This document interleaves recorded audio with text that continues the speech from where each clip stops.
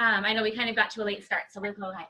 So this is our agenda for today. Before we actually go into those models of co-teaching, we want to talk about special education in an inclusive world. Because if you're like me, your preparation was not necessarily, well, actually I had a pretty good preparation inclusion as well, but a lot of preparation has not been really focused on how do we use our special education techniques in inclusion.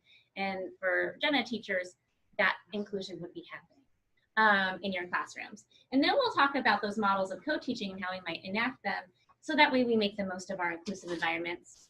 We'll have a conversation about collaboration and parity, because that's often a struggle in co-taught classrooms. And then we'll have some time for planning and talking about how do we plan to make the most of our co-teaching time.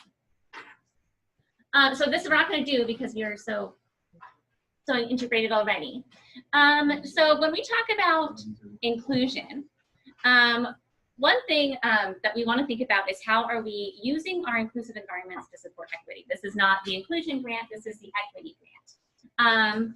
And one kind of troubling aspect of special education that's been discussed almost since the beginning of the formation of special education as a service is this issue of equity and disproportionate representation of some student groups in receiving special education, either over-representation or under-representation. It seems to be an issue that changes district by district, which groups are over and underrepresented, and also state by state, depending on kind of policies and put in place at the state level.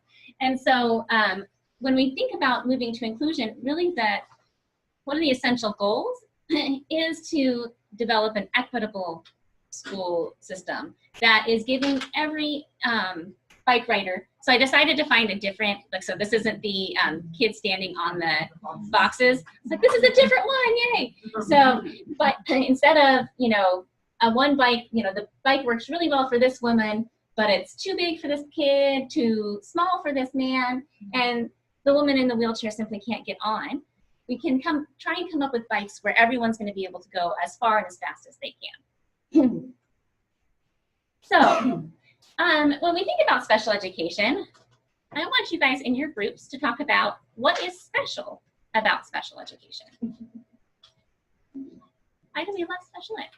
And so before you were going to be in groups of 3, and now we have larger groups.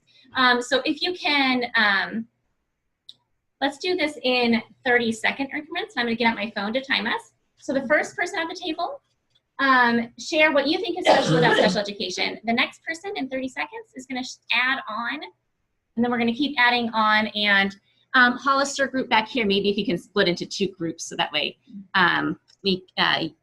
you're not talking just forever, adding on. So we'll go ahead and I'll start my 30-second timer. And when I say it's time to switch, the next person just goes ahead and starts sharing, adding on to what they think is special about special education. Ready? Let's come together. And we'll just go ahead and start at this table and we'll move our way around. What? Hollister and Salinas, right? What would Hollister and Salinas say was special about special education? I think just that it provides an opportunity to give kids exactly what they need in order to be successful versus how it used to be where they would just get lost. It was an opportunity to really help them. So really focused individualization. Hollister 1. Our table agrees that special education is special because we're able to meet the needs of the learner, not just by grade, but by the whole child, so they can be fostered in their strength and it can be adapted to their points of growth. Wonderful. Hollister 2. We said special education is special because each student is unique, individualized, not cookie cutter or in the same box. Yes, I'm hearing a lot about the individualization. Let's go to the next table. I'm sorry, not sure which, I can't remember which district it is. Santa Clara. So I think when we say special about special education, we are isolating special education and we are separating them. So there is there's nothing special about special education. It's like all the regular ed students, and it's the same thing. It's just they are learning. They have a unique learning system, and you just need to get to know them and know what is their learning style. Otherwise, it's the same thing. And I do think we need to be careful that we're not creating a group and pretending that they're monolithic. Everyone who's receiving special education is the same and somehow similarly different from the rest of the student population. When we also know that a lot of the students in the student population that are not receiving special education services still have their own unique needs that we need to meet. I believe this was Mountain View, Palo Alto? Oak Grove. Very diverse. Yeah, our diverse table. Peninsula. Yeah. So what's special about special education? I think the legal accountability drives a holistic, data-driven understanding of student needs, and that through flexible approaches, individualized. Yeah, and I think that pointing out that special education is governed by a law that really dictates what we do, but it also, you know, in the Fosters NCLB era, I feel like it was just so common to just be like, oh, like federal education policy is terrible. But then I feel like, but IDEA actually isn't. It has a lot of, you know, I mean, I know the paperwork can be a thing, but it has a lot going for it in terms of driving us for those best practices. I can't remember which. She's the boss. Sinclair. So kind of these-ish. Okay. So we kind of looked at it in relation to co-teaching, and we just said how we can spread the wealth to not just special ed students in our classes, but also the students who really need it, who haven't been identified. So opportunities can come up in. Yeah, so bringing special education into the gen ed classroom really might meet those kids who don't qualify, but still have their unique learning needs. And then the last table in back, and I can't remember what who you guys are. Mixed. Santa Clara. So we kind of have like Santa Clara, look, we're over here. Okay. Yeah. We thought about it having the ability to know and support the child. Having the ability to know and support the whole child. That's a really wonderful way of looking at what we do. So succinct. I also want to make it into a t-shirt. So I think those are all really excellent answers that added to, or that encompassed what special education is defined as in the law. So, oh, there's my umbrella. So I really found this, this visual that was developed by Sonia Kunkel to be helpful for me in thinking about what special education is, even in an inclusive environment. Because sometimes you'll hear things like, oh, you can't tell who's the co-teacher. And then some people will get that to start to think that there's no difference between special education and general education, or what the teachers are providing or bringing into the relationship in co-teaching. And so this really helped me think it through. So first of all, we have our Department of Ed, and that has the Office of Civil Rights. And in the Office of Civil Rights, we have the Americans with Disabilities Act. I'm sorry, Smart Art made this really, really small. Yes. So, just for clarification, the Department of Ed, the top umbrella, and the Office of Civil Rights. It's under it, yeah. So I guess I should have done it backwards, but yes. So the Office of Civil Rights is within the Department of Ed. Okay. But they are kind of, they're the ones who oversee these different laws. The SPED. So not necessarily SPED. So Americans with Disabilities Act is not a special education law. Can anyone tell us what the Americans with Disabilities Act is? It is not Section 5. Isn't it that everybody has Section 504 is in Yeah. ADA. Yeah, so Section 504 was passed in 1973. ADA was done in 1990.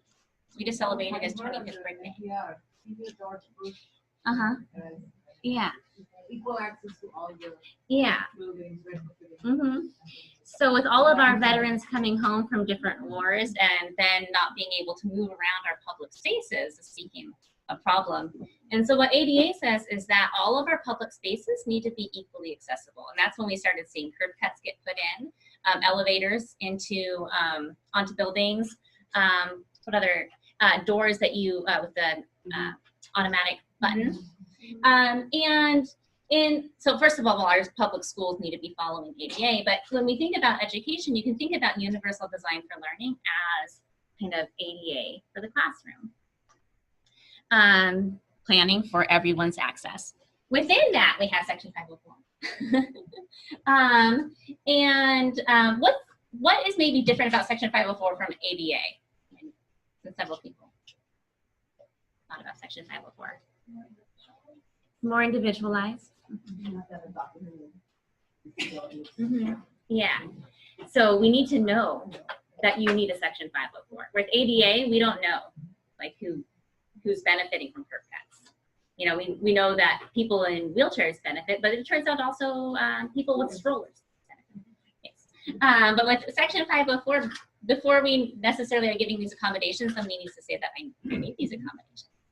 And so in education, that's accommodation. Section 504 also applies in higher ed and in employment, that you might need accommodations, reasonable accommodations to have access to that environment. And then kind of more narrowly, we have IDEA. And what's additional about IDEA that's not in these other laws is the modifications and specially designed instruction. So if you have an IEP, you probably have accommodations on there, but you can have accommodations without an IEP. You can't modify someone's curriculum if they don't have an IEP, because you can't say we're not going to teach you as much as we're teaching another student. And specially designed instruction is that individualization, that targeted instruction that we were talking about. So right now I'm going to pause because my co-teacher got here. And she was called into a meeting with our dean, and you just really don't say no to that. We were actually talking about funding that we received to continue our co-teaching opportunities at the university. So we had to write a letter to that dean. we had to disseminate what we've already done and put in the plug for more funding. And working on sustainability. We had to divide and conquer. Yes. But that's what co-teaching is all about, isn't it? Yes. You shift and flow. You're not dressed alike though. I'm just pointing that out. Well, we're both wearing gray. They did call each other, well, what's gray? But I mean, you really should have had your scarf on. I should have gotten this. I got this from a children's clothing store, The by the reason way. I say that is That's why I because love the it. gal that I used to teach with, we'd show up like 2 days a week wearing tan pants and a purple shirt, or jeans and it's like insane. So just be careful. And so we're going to talk actually a bit about this specially designed instruction before we talk about co-teaching, because what's a conversation that's happened in the field is that people get so excited about co-teaching, but then sometimes we go into the co-taught classroom and we're not seeing the specially designed instruction that is really beneficial for a lot of students, but is essential for students with IEPs. That's why they have an IEP, is to get specially designed instruction. And so here's the IDEA definition of, and in all of our technology things, this is not how it looks on my slides. These are not here. So imagine that these things that are gray that you can't read just aren't present. But for some reason, when I came to the county office, these things aren't supposed to be there, are here. So the IDEA definition of SDI involves adapting as appropriate for an eligible child, the content, methodology, or delivery of instruction to address the unique needs of the child that result from the child's disability and ensure access of the child to the general education curriculum so that the child can meet the educational standards within the jurisdiction of the public agency that applies to the child. I mean, it's legal, it has to sound like a legal mumbo jumbo, but all of this I think is encaptured in what you guys were saying about what is special about special education. It's really knowing the child, knowing what their disability looks like for that child. So we're not just going to say a child with autism, you know, is the same as the other child with autism in the classroom. And knowing their unique needs and how that might present barriers to the general curriculum and how we can address it and help them make the progress that their peers are making. So adapting includes these accommodating needs, modifying instruction, and providing individualized instruction. So how does this look in co-teaching? I've talked enough. Go ahead and let you guys have a conversation. Do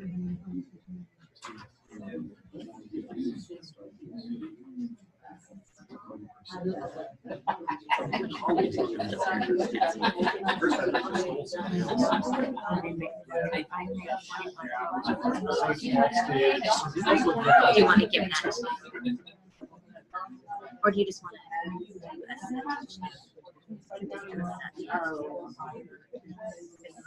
They don't want elementary.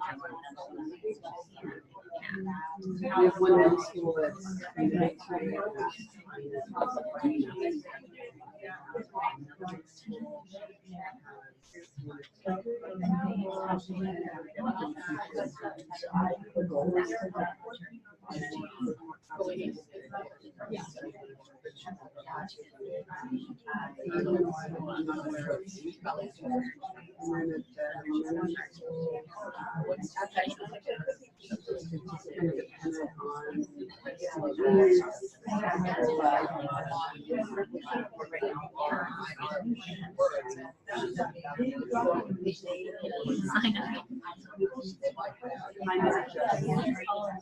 a little bit, and I talk to people about what it is for teaching. So if I just go based on the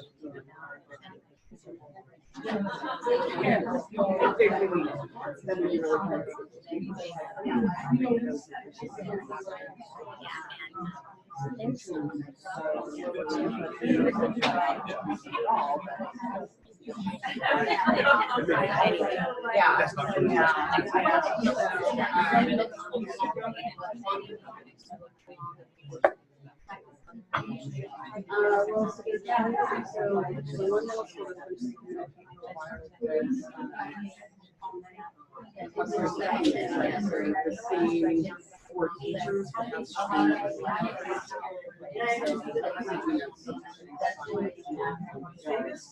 That's it. And for that, then yes.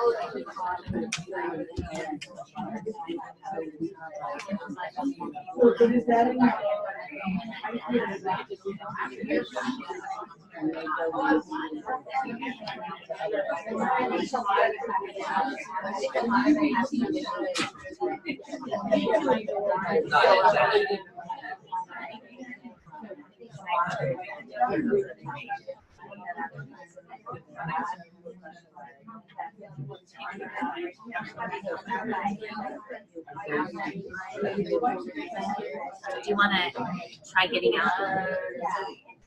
Well, I just tried it on some of our other laptops, and just after installing the device driver for that, it should work just fine. Just want to make sure.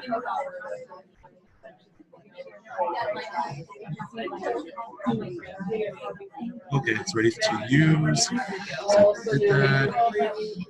To use.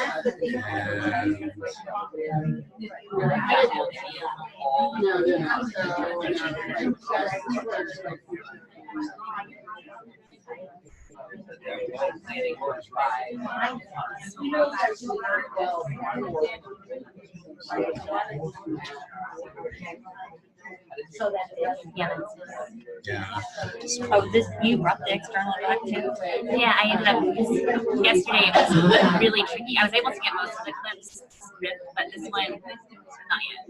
So this is the one with station teaching, and I couldn't find a number for it. Oh, good. It's Oh, it's working? Okay. And now the question is, I couldn't find it. I'll do that during, I'll have a break. okay. So yeah, it's good to go. And, And now I'm still pressed on the self-control.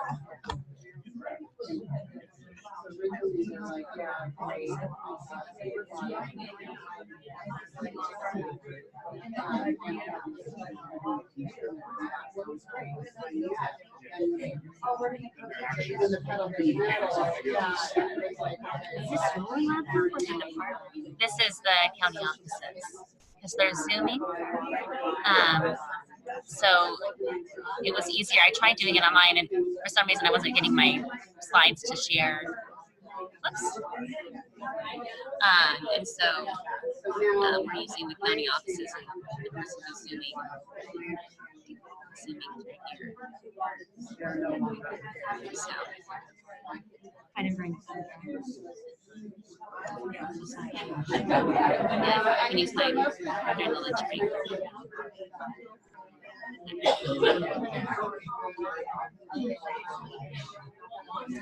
Okay, let's come back together. And let's just have a brave soul share out. How does special ed, or how does SDI look in the CoTalk classroom?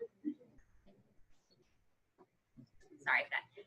What does SDI look like in the CoTalk classroom?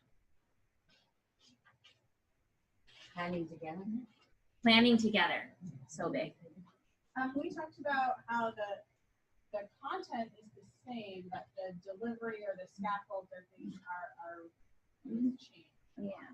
Mm-hmm. We kind of come up with the general education teacher is the what and the how. Oh, that's really good. Yeah.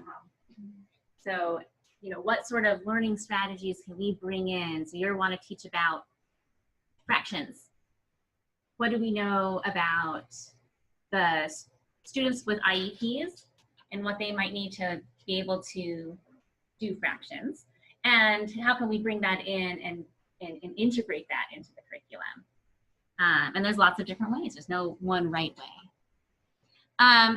Before we move on, I did want to make a quick distinction. So one thing that we do want to make sure that we're clear on is the difference between accommodations and modifications. This sometimes comes up in co-teaching where someone might make a suggestion and we have to be really clear. Accommodations are things that we can give freely. Modifications are things that we need to be careful about because it's an IEP team decision. So accommodations changes how the students learn. And so if you come up with a strategy for fractions that maybe uses manipulatives, and it turns out that that strategy works for a number of kids in the class, it's not, everyone can use that accommodation. It also doesn't necessarily need to be on the IEP. It might say on the IEP that the student uses manipulative, but it won't say like specifically the actual curriculum materials. They're usually necessary, but not sufficient for students with IEPs. And that means that just providing an accommodation. So if it's, I'll turn it into a question for you guys. If a student only needs accommodations, what they should have a 504 plan.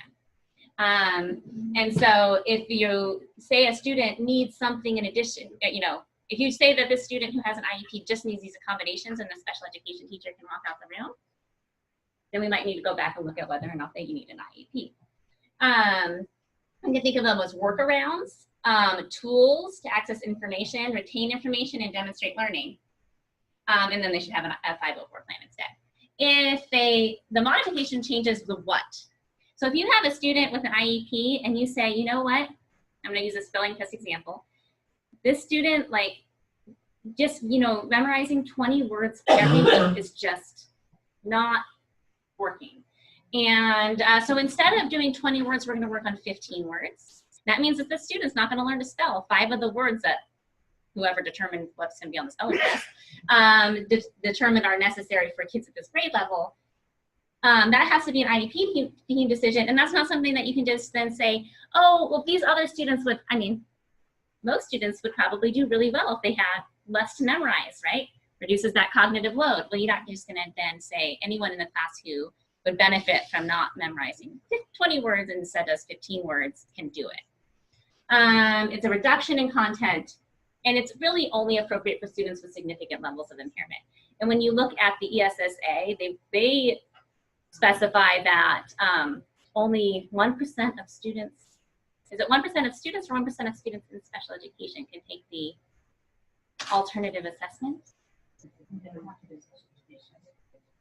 1% of the district. 1% of the district. So it's a really small population, whereas special education is usually about 10% of our student body. And so we're looking for students who have more significant levels of need or impairment. And so just a quick test. Is this an accommodation or a modification? Oh, I shouldn't have used this example. The answer. I thought of that as we were giving it out. All right. That's why I came up with this example, because I already did. So, because you reduce the number of words the student needs to memorize. That is a modification. Just gonna suggest one more. I'll go back one more. Oh yeah. So just to kind of highlight on if a student only needs accommodations, that they could have a 504 plan that rather than be on an individualized education plan. So what is that other piece that they need then, that would be part of the IEP other than just the content? Direct services.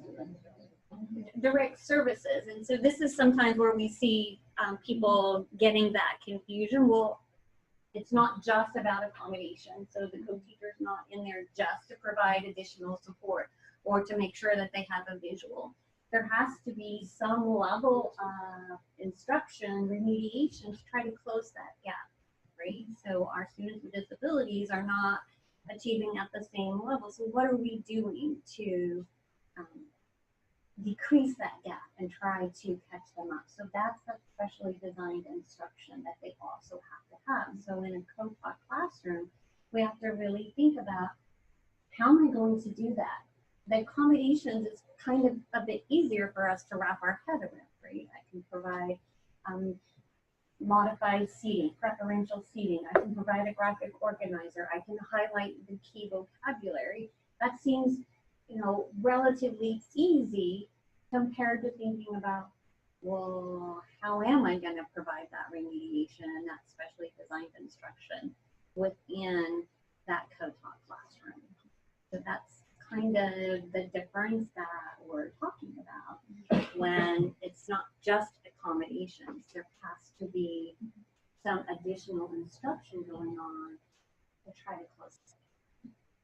Yeah, so I'll ask for a point of clarification. So for modifications, it's modifying the standard, Yeah. correct? Not just modifying the coursework. Yeah. I guess Right.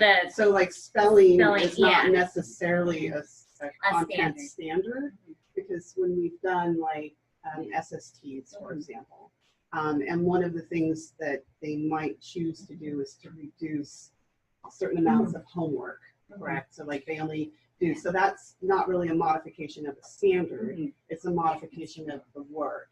So I just want to make sure we have gen ed teachers in the room too that maybe don't. So I just want to make it clear that with modifications, it's modifying the standard that needs the IEP stating that that's okay. So like same thing with like a modified report card, right? We're changing the standard for the report card, therefore a student would require an IEP to have that type of modification.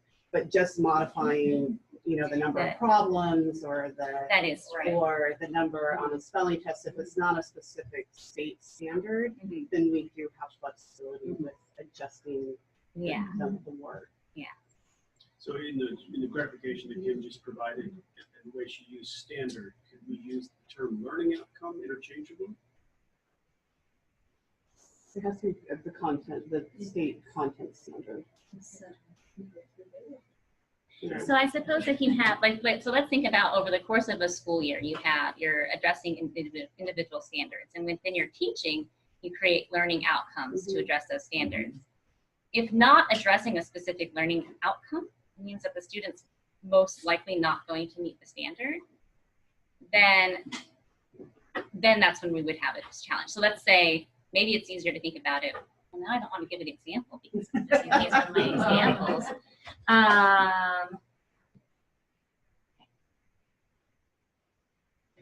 Okay. Think about math. I'm thinking about math. Yeah. It's an easy way. Yeah.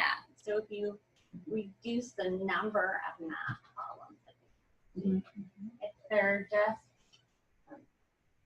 they're doing the same types of math problems, they're just doing fewer because it takes them longer or they lose focus. That's not modifying the standard. But if everyone in the class is doing math problems that involve multiplication, division, addition, and subtraction, and the student with an IEP is only doing problems with addition, then that is a modification of content because they're not addressing multiplication, division, and subtraction. They're only focusing on addition. So reducing the number is often not modifying content. It's just reducing the number of problems as long as they can still show mastery of the standard. Then whether they do 5 problems or 10 problems to show mastery, it's not a modification. But if the standard is to do all 4 basic operations and they're only working on addition, that is not the same standard and not the same right now. And I have like a totally different way that I want to make this presentation, this part of the presentation. See, this is what I struggle with sometimes as even as special educators because, you know, we're working with them, working them towards the grade level standard, but we're still having to meet them where they're at, right? Right. You still have to do And so that sometimes I'm like, remediation. but wait, so then what I'm doing is actually a modification, not an accommodation, but then that's not gelling with what you're saying with the 1% of like, you know, like with the when it comes to the cost. So like if it's, So, you can't just throw a student into division right. if they are still working If on. they don't, yeah, Yeah. right. I mean, of course, I'm always going to see like where are you at with forward and Yeah. but sometimes we have to make modifications because there's, you know, but and they're not taking cost. So that's why sometimes I struggle. Or is Yes. that this or is that especially the time instruction? So then if you could say, I know that we're doing addition now. This is why it becomes an IEP discussion. If the IEP goal is connected to the standard because you are working towards the standard, then, and you say, but right now, like in the first trimester, we are going to, you know, use X, Y, and Z to try and address addition before we add in subtraction. Or addition and subtraction at the same time, usually, but, or before we add in multiplication, then you are not necessarily saying that we aren't going to get there. With modifications, there's really a sense that we're not going to get there. So for clarification, so I could be wrong on this, but I always thought that a 504, you had to have a medical diagnosis where an IEP is, Eligible. it's A medical diagnosis is not enough for an IEP. Students may come with a medical diagnosis, but they have to also establish some eligibility for educational needs under the IDEA guidelines. So they have anxiety when they come to the medical diagnosis, so part of that, the They may or anxiety may not. impairs their ability to learn without some type of accommodation. So it Yeah. depends. Would be a 504. So like maybe for this student who has anxiety, maybe if it is testing accommodations, that could be done through a 504. And the 504 plans are a little bit, they're so different. So IEPs are so, they have so much documentation for them and kind of structure, whereas 504 plans don't have that same level of documentation. Like you don't have to do an eligibility. Right. There's not the same Right. required So elements, that it and can this, touch that the varies environment. by district. But yeah, that is also a distinction because you might have autism but not qualify for an IEP. And so that portion of it can be very tricky for parents to understand and sometimes for teachers to understand too. Because the IEP really, you have to document that the student's not making progress or is predicted not to make progress in the general education curriculum without that special assignment. So here, this question, hopefully this one doesn't throw us off. A student is allowed to answer essay questions on a quiz in history class using bullet points instead of writing a complete paragraph. Does that sound like an accommodation or a modification? Yeah.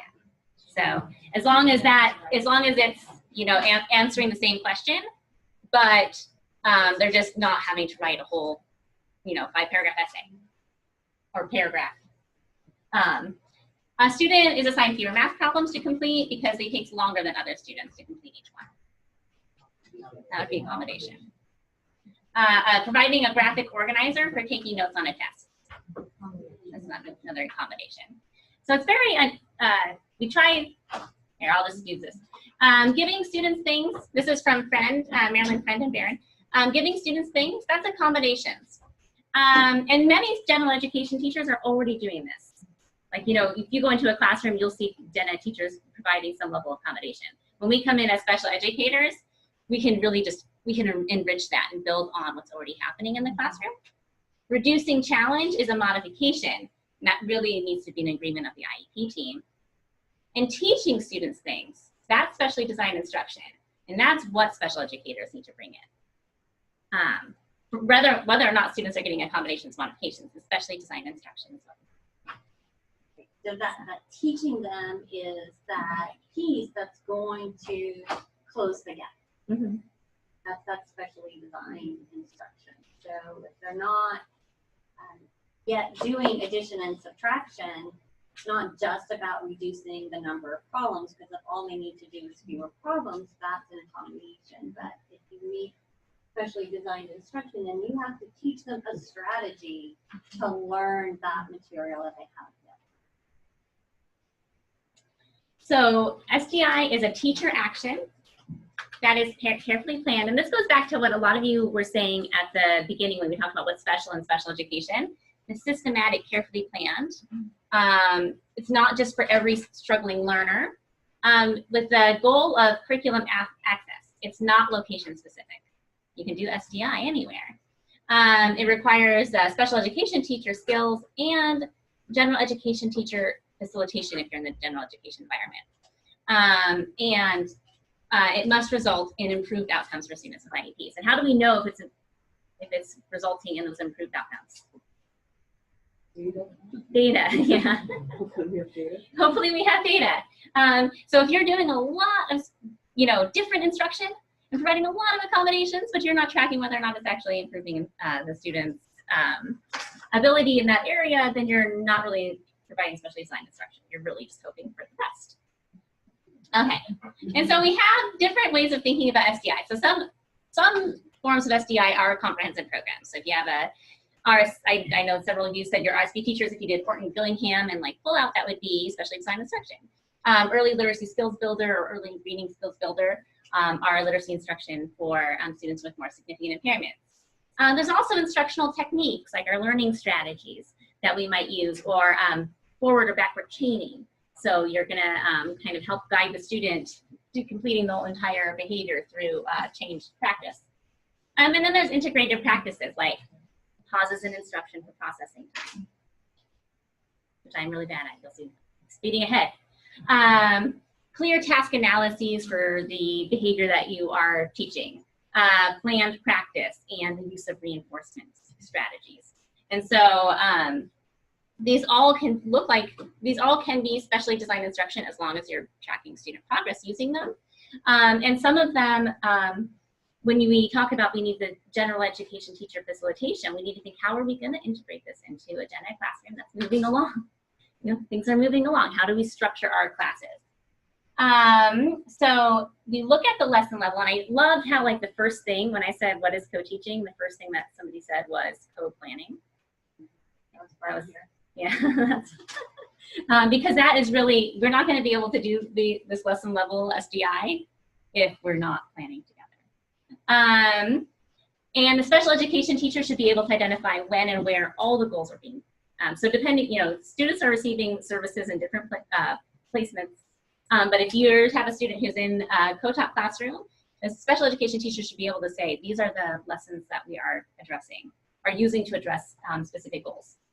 And the special education teacher should determine what type of SDI is necessary, while the general education teacher facilitates the integration. So I already made that comment of, you know, we might need to think about our time, our space, and what sort of instruction facilitates that, or will help the special education teacher provide that specially designed instruction.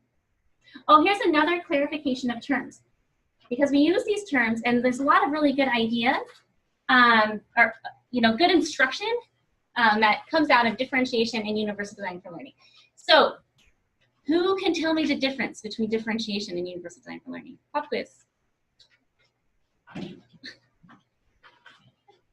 Yes.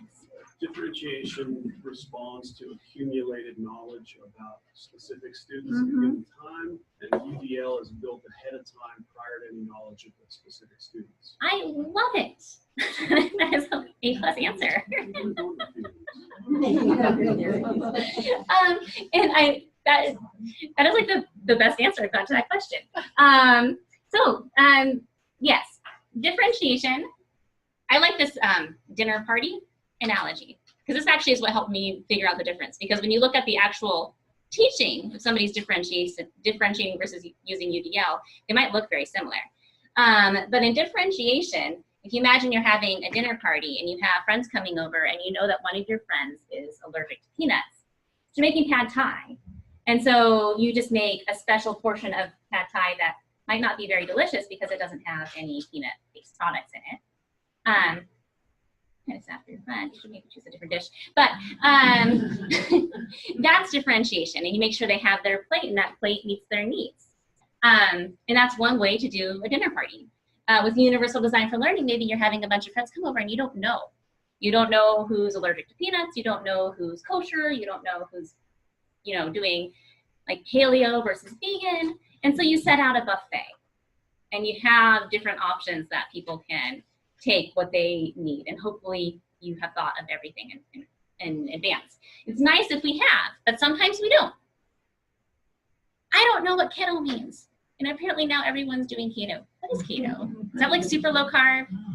I don't know if I could accommodate it because I don't even know what it is, right? And so I might find that I thought I addressed everyone's needs, and then there's somebody who has a unique new diet or an allergy that I wasn't aware of. My sister-in-law is allergic to rhubarb. Who's allergic to rhubarb, right? That's like a really weird one. And so, who eats rhubarb? Strawberry rhubarb pie. Delicious. So these are both wonderful strategies. Kind of in the beginning of the school year, hopefully whenever you're planning your lessons, you're trying to use universal design for learning. But as you get to know your students, you might find that, Joey likes to go to get that rhubarb pie, but he's allergic. we need to give him something special so he doesn't eat the rhubarb in the classroom. While these are wonderful strategies and things that we like to see in the classrooms, these are not specially designed instruction. I don't know a gen ed teacher who wouldn't say, I differentiate my instruction based on student needs. Like, I haven't met one yet. And so when we look at that specially designed instruction, it's at a more intense level, and with that progress monitoring, that really responds to a student's needs. And we can't just say that this class is universally designed, and so we're good to go. That's not going to meet the needs of a student who requires an IEP. Okay. This is kind of getting continuing on a little long, but it's the responsibility of the special education teacher. And so the co-teaching period is what we need to think of as the time that we're providing specially designed instruction. So the special education teacher can't just show up like as needed, or can't come into the classroom and say, okay, I'm here, and tell me what to do. Because that's not going to be, they're not going to have the time to do the SDI. The special education teacher needs to let the gen ed teacher know like what strategies must be used and must be taught to the students that are on my caseload that have brought me into your classroom today. Or not just today, but this year. So, you want to take it away? I'm still Getting talking. tired? Yes. I am still talking. All right. So that specially designed instruction, again, goes back to it can't just be giving an accommodation. It can't just be putting a graphic organizer out on the table. It has to be specific instruction for that student. So while a lot of students can benefit from things like graphic organizers, and it's okay if they're available to other students, the student with the disability, the student on the IEP, the student that needs specially designed instruction has to have the graphic organizer every single time. And it has to be ready ahead of time.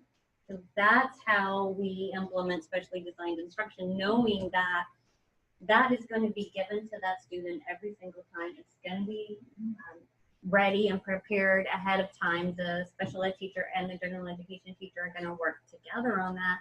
And the special education teacher is going to teach the student on the IEP how to use the graphic organizer and track their progress. If you're not doing, if you're the special education teacher and you're not doing data collection in that co-taught classroom, then you're missing a big piece of specially designed instruction. You have to not only deliver the instruction, provide the accommodations, but you have to track it. And if they're receiving services in a co-taught classroom, you have to be collecting data in that co-taught classroom. What would be an example of collecting data in that setting? For example, like the graphic organizer. So the graphic organizer, one, you want to just monitor that it is being used every time, but the graphic organizer is a way to get to an improved outcome. So maybe your IEP goal is accuracy or percentage correct on reading comprehension questions. And so the graphic organizer is in the language arts class, and maybe it's helping a student organize the story elements. And so specially designed instruction is to make sure the graphic organizer is there, to teach the student how to use the graphic organizer. All right, who's in the story? I'm going to put that here. Where's the story taking place? I'm going to put that in this little bubble. What happened? 3 things in the story. I'm going to put that in bubble 1, bubble 2, bubble 3. So you have to spend time teaching them how to do it, but ultimately you're measuring how many questions do they get correct when you ask them the questions about the story. So that data collection has to be very systematic and it has to occur there. Does that make sense? Yeah, so Sort it of. would be Yes, a no, goal, yeah, maybe. a goal that they have on the IEP that Right. they'd be working on. Yes. So I think in co-taught classrooms, it's kind of easy to lose track of the fact that we're still tracking those IEP goals because we're very focused on the accommodations piece and the universally designed instruction, right? We want to go in there and make sure there's a lot of supports that are available. And it takes a little bit more thinking about, yeah, but I also have to be tracking the progress on those IEP goals. And that's a little bit harder for those of us who are special education teachers. And we're kind of used to maybe doing pull-out in RSP. And let's face it, it's easier to collect data there, right? We know exactly what we're doing. We've got it all planned out, what we're teaching, and we have our data sheet, and we can do it right as we're teaching. It's second nature to us. But when we think about moving that into a general education classroom, oh, I still have that reading comprehension goal. And you're in there supporting students as the gen ed teachers reading the story, and you're talking about it and making sure that they do their work and blah, blah, blah. And then you get to the end of the day and you're like, I think it's been a really great time to collect some data on reading comprehension, but I didn't plan it ahead of time and I didn't really work on it with that student. And so it kind of is easy to let that piece of it fall off because we're so busy in the classroom and we have so many things to do. And oftentimes as special educators, we're not just co-teaching with one teacher all day. Right? Our special educators might be co-teaching with one teacher for reading language arts and another teacher for math. And so they have a lot of different things to think about. So that specially designed instruction piece has to be very, very systematic and occur, you know, every time or a certain number of days a week, depending on how often that skill is addressed in the class. Can I ask you that? So were you suggesting that two different kinds of data need to be collected? First, the provisioning of the IEP specific modification on the one hand, and then separately the impact on student achievement? I Or personally it was one and think the same? it just depends on the situation. Yes, it is important to cover, collect data on both pieces, right? Because if you don't track whether or not the graphic organizer is actually being delivered, then what happens when you get to the annual IEP and maybe the student didn't make as much progress as you had hoped, and someone says to you, well, did he get the graphic organizer every time? Well, yeah, I think he got it most of the time, maybe, sort of, right? It's easy to get in that type of situation. So collect data. Is it happening every single time? And then you also have to collect data on the IEP goal, because the IEP goal is more often than not the academic piece that the graphic organizer is supporting the student to acquire. So just tracking that they're using it, and maybe once you and your co-teacher are well established and the routines are in place and you know that it's happening every single time, okay, it's all right. Maybe you don't have to collect it because you've got your systems in place and you're very confident that that is happening. But at first, like, I want to make sure that, yeah, it is happening, and I have some tracking of that. Because as the special educator, ultimately, we're responsible for making sure that the student is receiving everything on the IEP the way that they're supposed to. That falls on us at the end of the day. We get to the end of the year, we're doing the IEP, and someone says, do you know if this actually happened? Every time. That falls on us. So I actually included in my goal. So my goal will say when given a graphic organizer, when given a Great. So, and incorporated in. you incorporate it in that, but you're also, you don't want to make it optional. So if it's in the math class and needs a graphic organizer and your goal says when given the graphic organizer, you don't want to say, yeah, it's okay, he only got the graphic organizer once a month, but boy, when he got it, this is what happened. Essentially what you're saying is, no, he needs that graphic organizer every time, right? Yeah. But aren't you just taking data and measuring data? Like, the data should be that when he has the graphic organizer, is he able to do this? And that's the measurement that you're taking, right? That's the data that you're taking. Yes, that's the data that you're taking, right, for the IEP goal. But if the student needs the graphic organizer, don't you want to monitor to make sure that he's getting the graphic organizer? You know, in my mind, he's being taught in several different ways, and using a graphic organizer is one thing that he's being taught and he's being measured.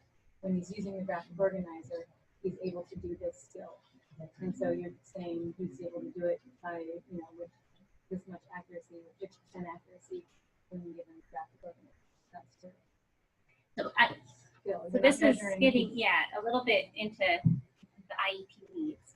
But so so you could have a goal, like you could have the same goal that includes when given a graphic organizer, or it doesn't have that lead in. Because you might say, I'm not 100% sure that the graphic organizer is going to be the most effective strategy for the student. Right. He might have several different, or she might have several different strategies. And so it might be when given the graphic organizer, or when given guided notes or highlighted text or something.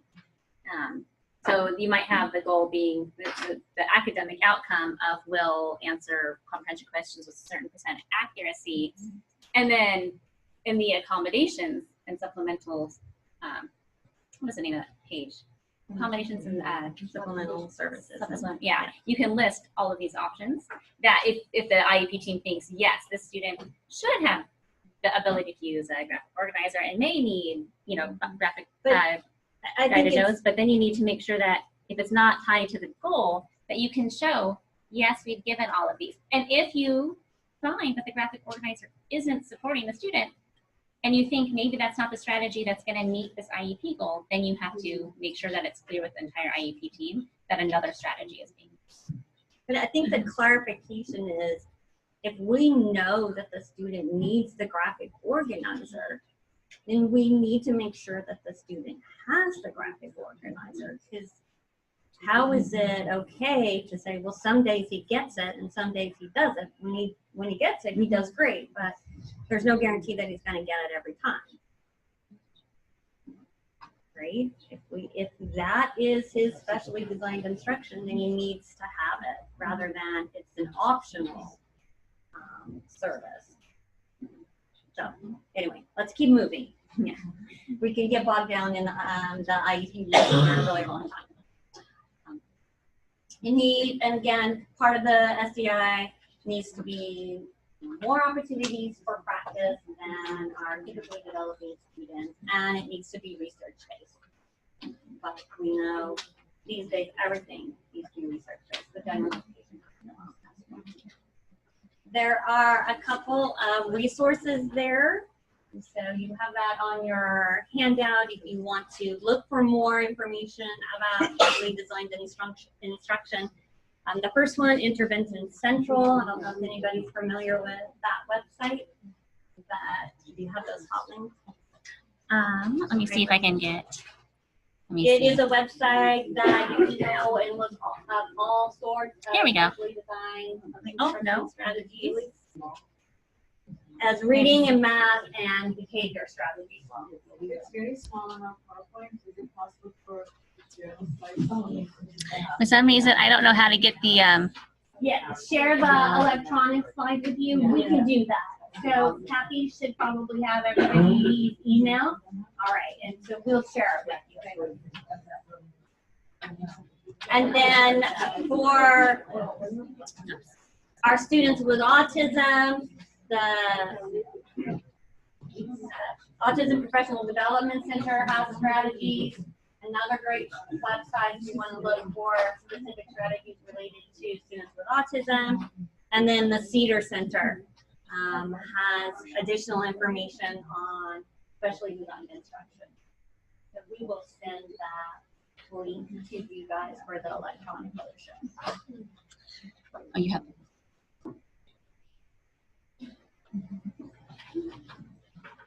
All right, so just reiterating, we've talked about this already, what's specified on the IEP, in addition to differentiated instruction, regardless of where that instruction is occurring, and documented with frequency, duration, and location of delivery. And how might we document specially designed instruction? So this is one particular template in which you can talk about the content, the methodology, and how the instruction was delivered. If this is a useful template for you. And looking at, okay, what would that template look like for a particular student? So a student with a math learning disability that impacts ability to solve math equations, their content might be to solve multi-step math problems with regrouping. The modification for that student is simplification of digits. The methodology or the strategy that's being taught to that student is chunking. And the way the instruction is delivered is that the steps and the word problems are bulleted, the calculator is provided, the number line is on the desk, and there's extended time for completion. So thinking about, well, how is this different from what we would do for all students?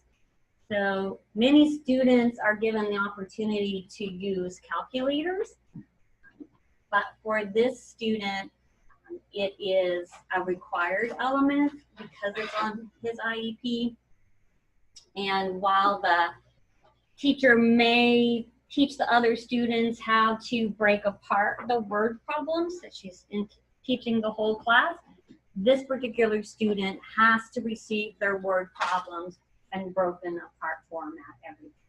That's their specially designed instruction. And then one more example, a student who is under the eligibility code of OHI due to ADHD. The content is classroom routine. So his particular area is following routines in the classroom. So the content area is classroom routines, no modifications are made for the student. The method or the strategy that's being used is positive behavior intervention and support. And the way it's delivered or the delivery of instruction, the student gets explicit instruction on routines and procedures. The routines and procedures are posted on the student's desk. The student has visual cues to help him remember to complete a routine in a specific way. And this is really tricky because all of these could be done in general PBIS strategies, right? Like we would want schools to always, every year, give explicit instruction, post those routines for kids to see them, and use cues and reminders. But for this kid, he absolutely needs to have these. If you decide to do something else different in your PBIS routines, it doesn't matter, he still needs explicit instruction. So that's where the distinction comes into play. So we do get into these gray areas where, like, what is the specially designed instruction and what is the general curriculum. But if this kid moves and his school district isn't doing PBIS or does PBIS in a different way, he still needs these. And so that's why it needs to be documented. So oftentimes it's what's done for the general class is then individualized for the student. So while the teacher gives directions to the class about what we need to do for the routines of the class, then the teacher will also go, one of the teachers, a co-taught classroom, could be the gen ed or the special ed teacher, and give that again to the student on the IEP and in an individual. Let's go over one more time. What are the routines? How do we do this? And that student also gets a checklist or visual support on their desk. There may be other students in the class that could benefit from having an individual visual support on their desk, and that's perfectly fine. But for this student, their specially designed instruction is they have to have it every time.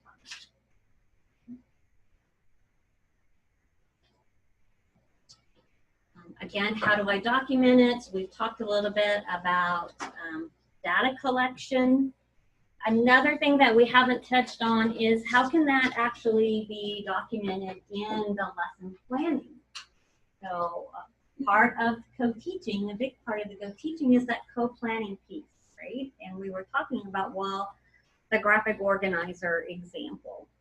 So if you use something like a Google Docs or some other sort of sharing mechanism for your lesson planning, and the general education teacher maybe starts that lesson plan, what we're going to do, and then the special education teacher goes in and uses a different color font, which is easy to do in Google Docs because usually it puts each person in a different color font, and then goes in and says, all right, I'm going to provide the graphic organizer for this student or the visual support, blah, blah, blah, blah, then that is there, and that's another way of documenting that specially designed instruction was delivered.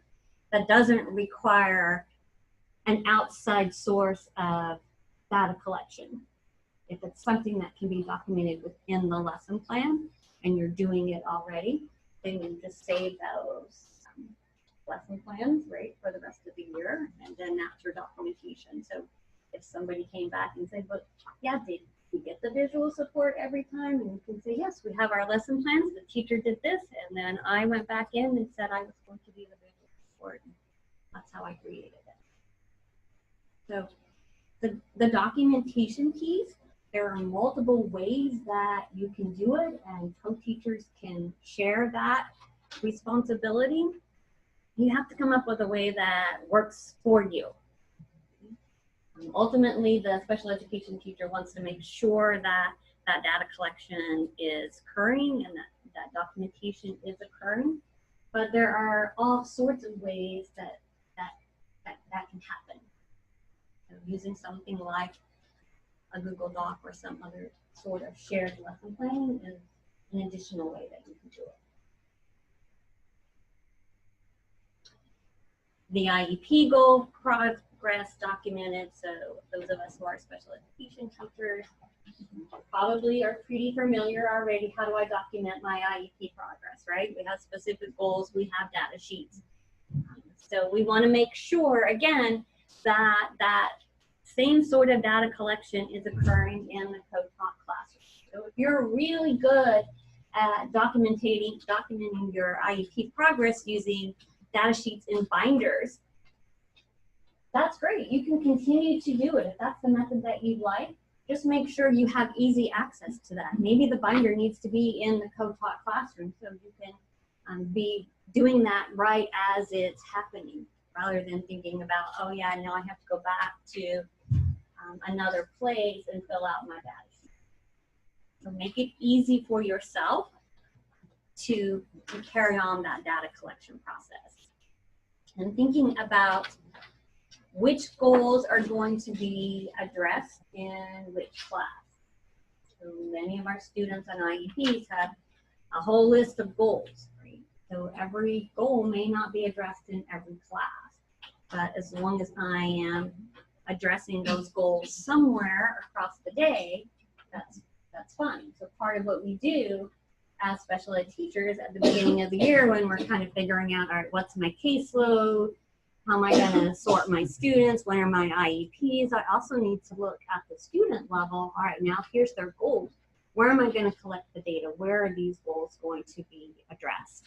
So if you're doing co-teaching, then some of those goals have to be addressed in the co-taught classrooms. Which ones are they going to be?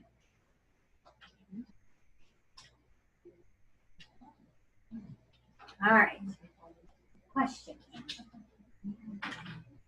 So we have them covered. I think we've had some good conversations.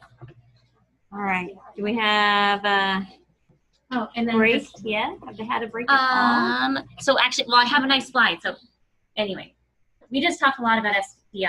Why did we talk about SDI? It's because special education is not a place. And so that is the takeaway from this.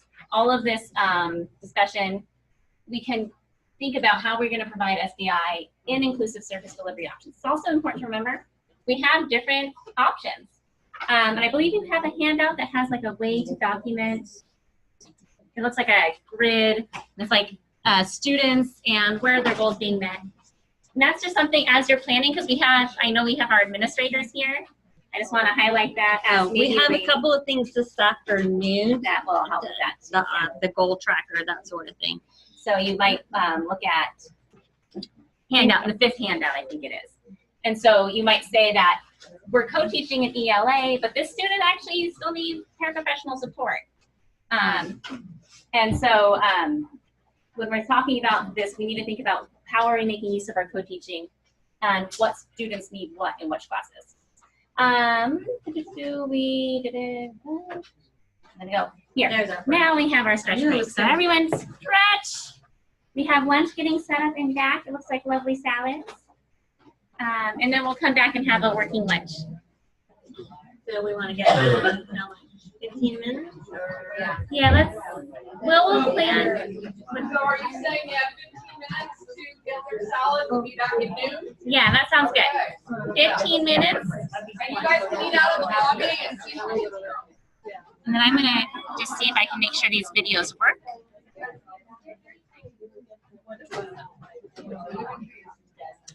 Well, that's not working because it's not.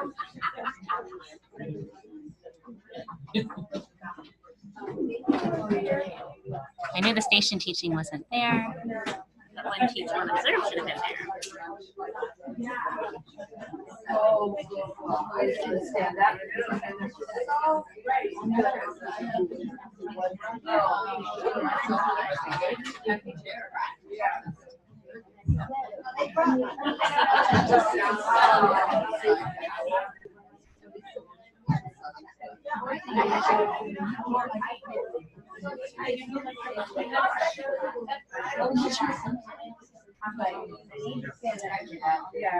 Nothing was playing on your computer. Well, when I tried to just do the Zoom through my computer, why can I not? Like, I didn't realize it was PowerPoint. I thought it was just my PowerPoint.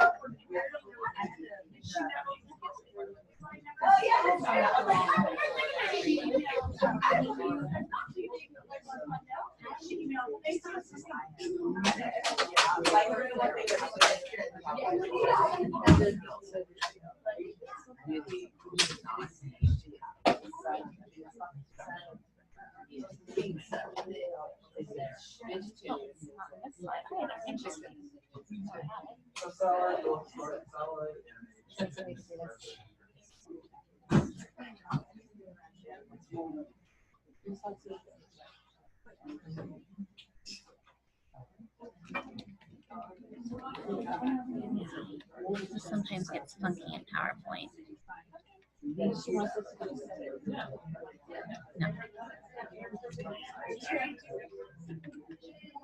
No.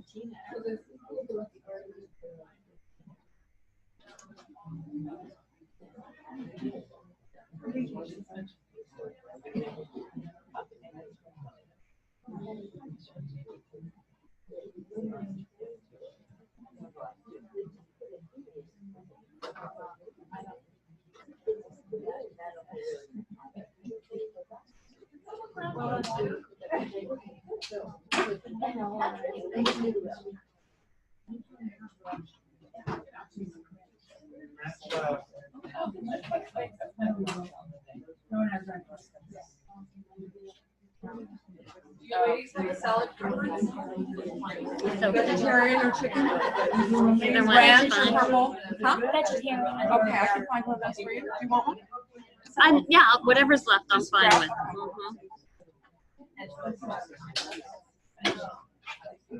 So if this room is beastly hot like it is, you probably need to look at what else is done. Are you in the air?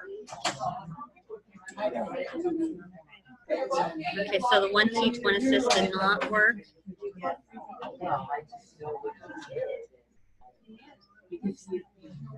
Did you have an?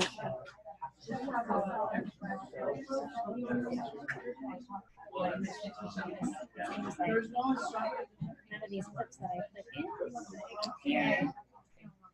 Let's see a button.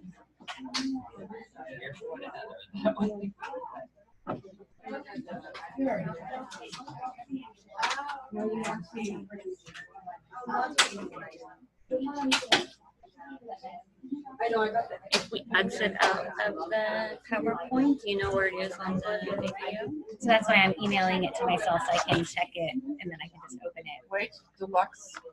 Garden Vegetarian. There we go. We're both at eggs. That's for me. Great, thank you. What's the protein?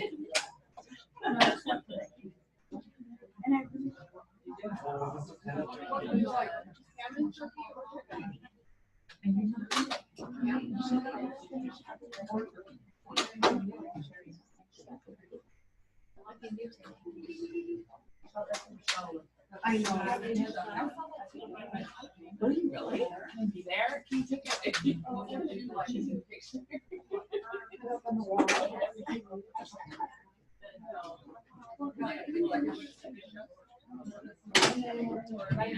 we go ahead and walk this as I check my email? You the lines, the slides, Yeah, why don't you- were they see, just not? I don't know what happened when I opened them up on my computer. It was just all the background. I didn't see the stuff. The text? Yeah. That's a bummer. A lot to remember. Here.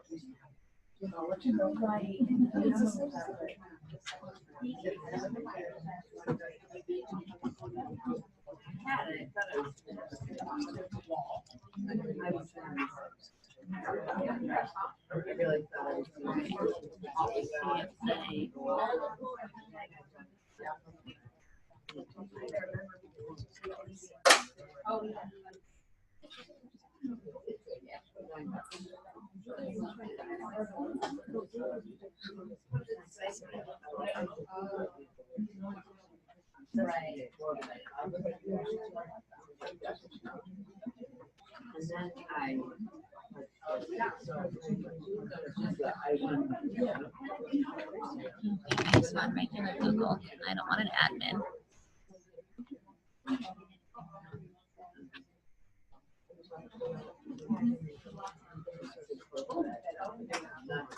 Oh my gosh, this the blind leading the blind. Tons of technology and tag.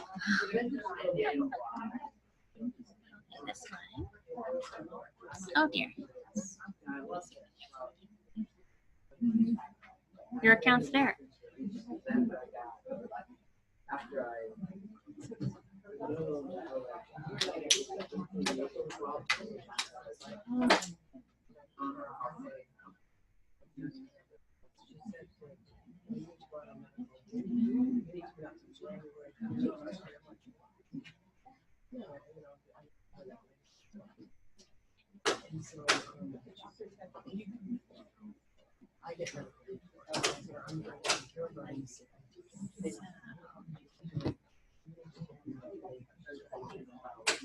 So I went to Gmail. Oh, so just so we'll go to That's me. Oh, and then that's what I keep getting. it's for G Suite accounts only. To sign into admingoogle.com. And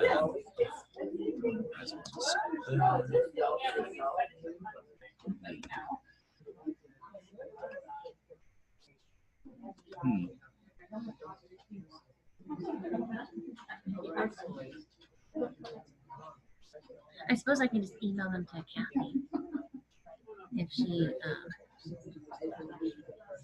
wouldn't mind checking some. I guess because we're on our Wi-Fi, it thinks that it should that keep you're an admin. it should keep going to our Google Apps, and for our Google Apps, we don't have access to Gmail because we use Exchange. So I think that is the issue here. And well, let's sign out there. And try again. Or maybe.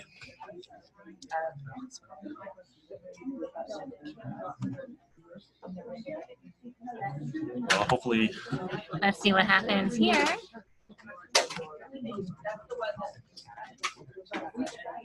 Oh. Right. Oh, I'm missing a number. That one. Number. Okay, Okay, success.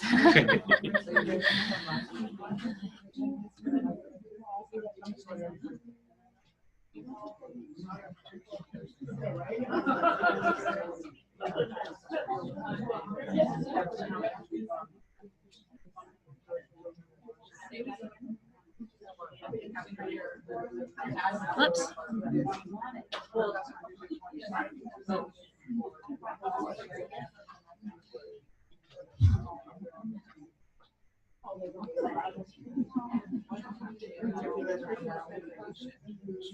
Go into the PowerPoint.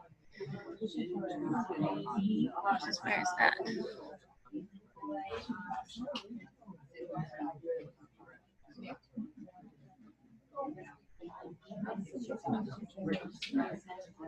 Oh, there it is.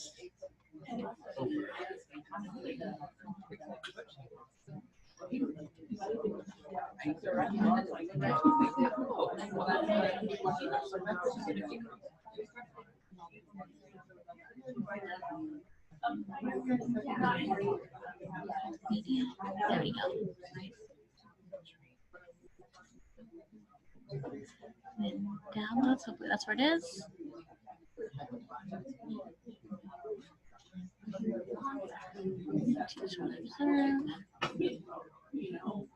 Ta-da! And then this one is, I don't know why they don't let you do like insert any sort of video, like why it's only online video is the automatic one. Downloads. I'm on alternative teaching. And teaming.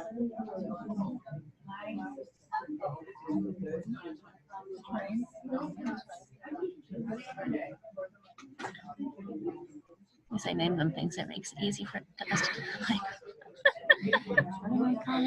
I know. And then the station teaching, I just want to try and pull up because this was a really tricky and strange in it. How do I get to a video player?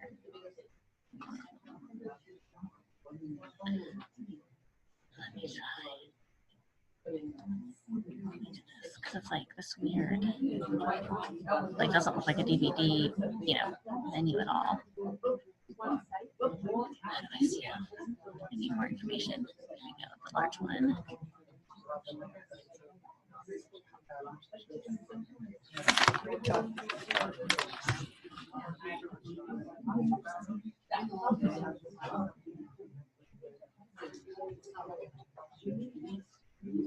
So this is the challenge that I was having with this video clip, that it doesn't recognize.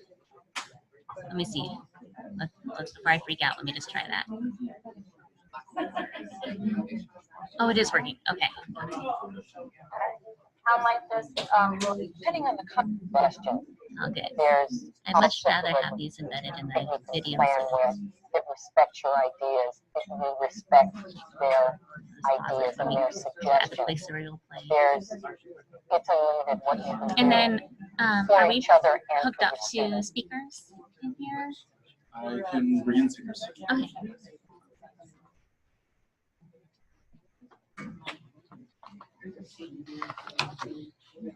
All right, and you got my video. Let's get, yeah. I mean, not video. You're down the, yeah. Let's do it from today.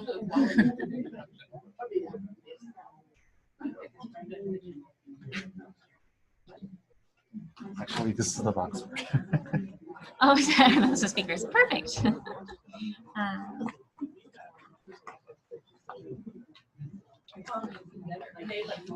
Kathy needs to clean up her downloads. Seriously.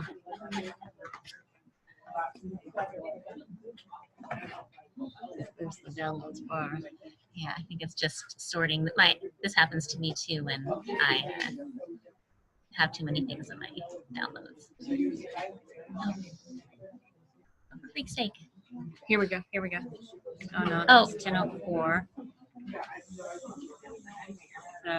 It must be behind here. Hold on. Oh, no, I can't see that. I'm not sure you've actually downloaded it. Oh, is it not this? CoTeaching? Oh yeah, part 2. There it is. Okay. That. Okay, and there are your words. Like I saw words on it before. Okay. So this is a USB speaker system. Are you still using the drive? I will be, so yeah, so I'll be playing off of that Okay. drive. And I'll be back with a hub. Okay. So that, And actually, let me, is that section up? or if that would be something, that's fine. Can I, yeah, let me see. I'm not sure that, am I playing from this? Hold on, I'm going to save this before I do anything. Oh, it's, yeah, so it's playing off of, Okay, that's fine. well, I'll just save it onto the desktop and then I can extend, yeah.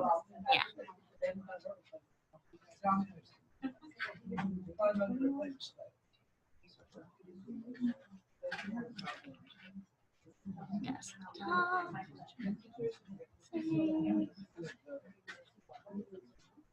Close.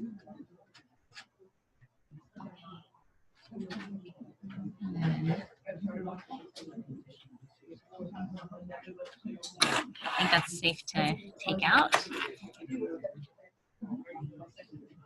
Desktop. There we go.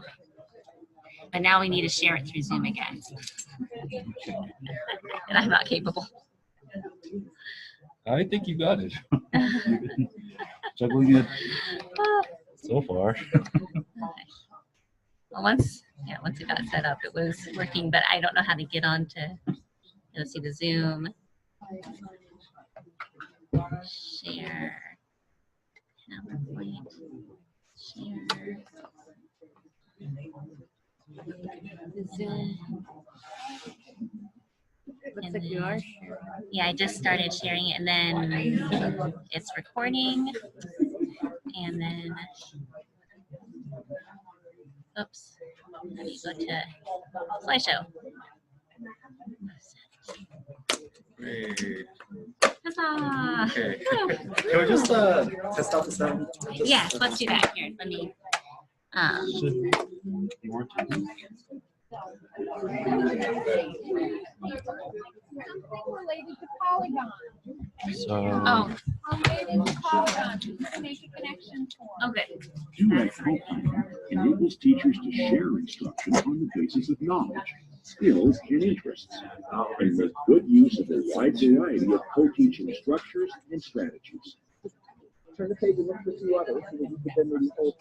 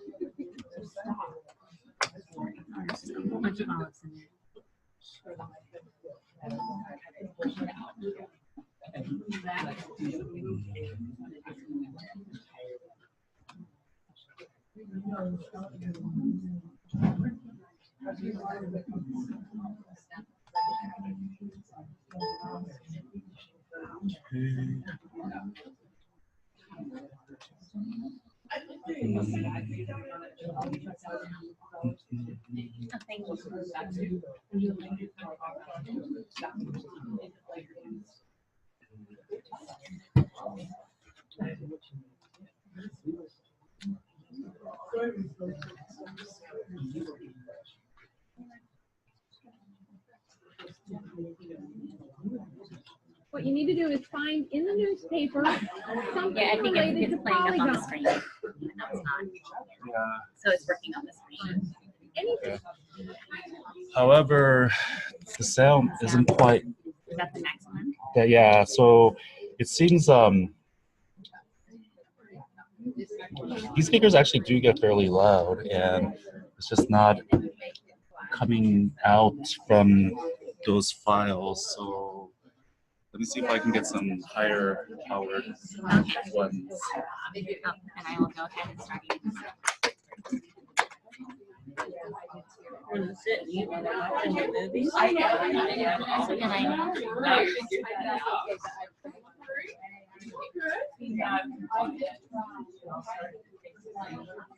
All I can do is a single comment. It's very difficult. I think there's some potential. Thank you. So, all right, do I get suspended? I think I need to be able to finish it.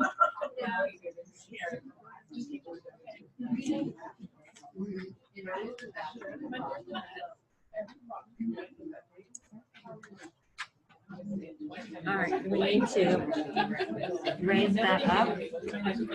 Oh, yes. Put this up right now.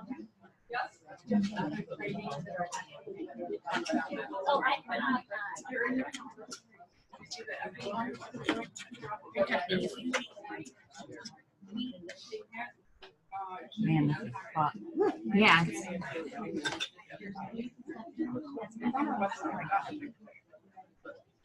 Yeah, so we have one in February, and we have one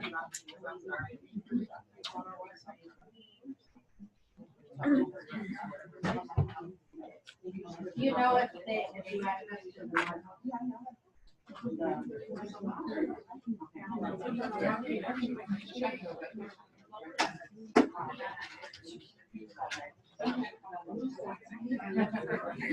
Did we stop you from being able to do work? It's kind of nice with my computer in use.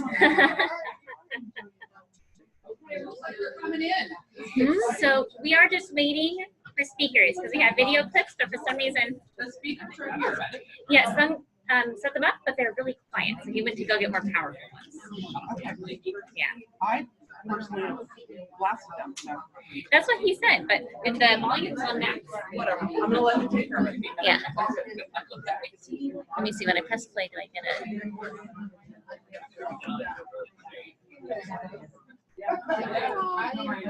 No, there's no. Make a connection. Do that.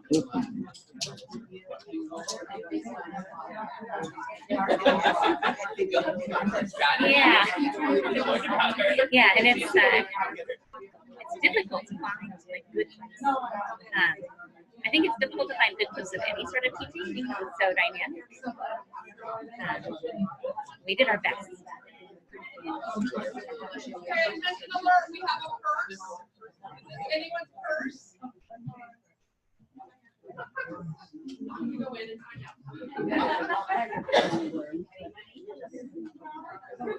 So while you guys are sitting here and we're waiting for speakers, I kind of want to find out, is this a good time? We played around with times and days, and the 10 to 2:30 seem to be kind of working. Now also not all these people are here. So does it seem like a good time, obviously? You can get your stuff in the building, yes. We know that story. Okay. And the traffic is better, we thought about that. You're done at 2:30, so you can choose to go home or not. It's not, I have no idea what you're doing. So, okay. Just wanted to see how it works. And policy, we get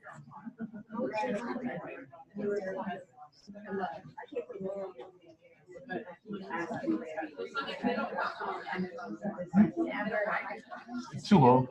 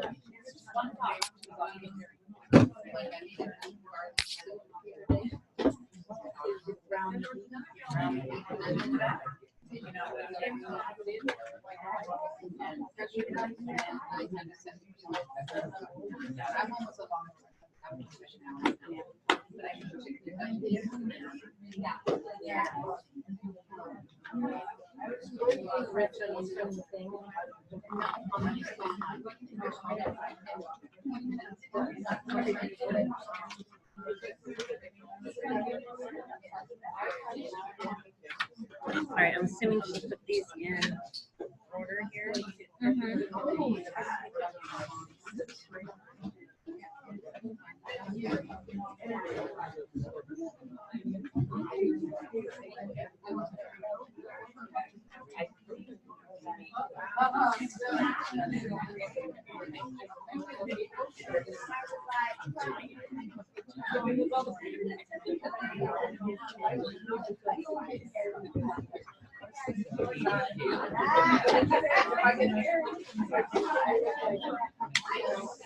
Set these out so we can remember to use them.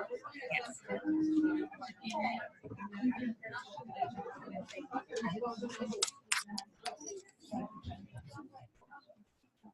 Do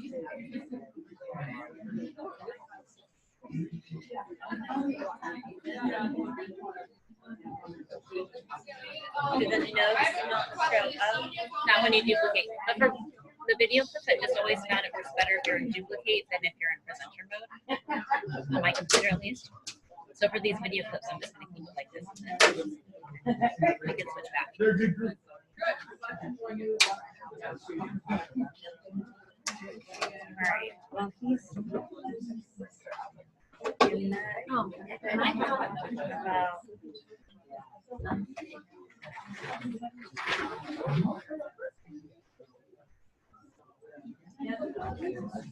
Do you want to do that or move in? Let's leave it as fun.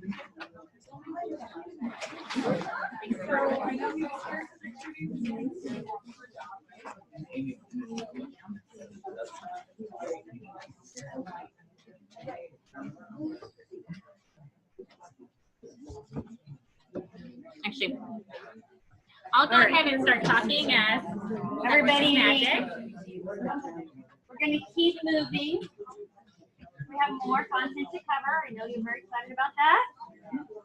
Keep eating. Yes, that's helpful. Thank you. You do auditory.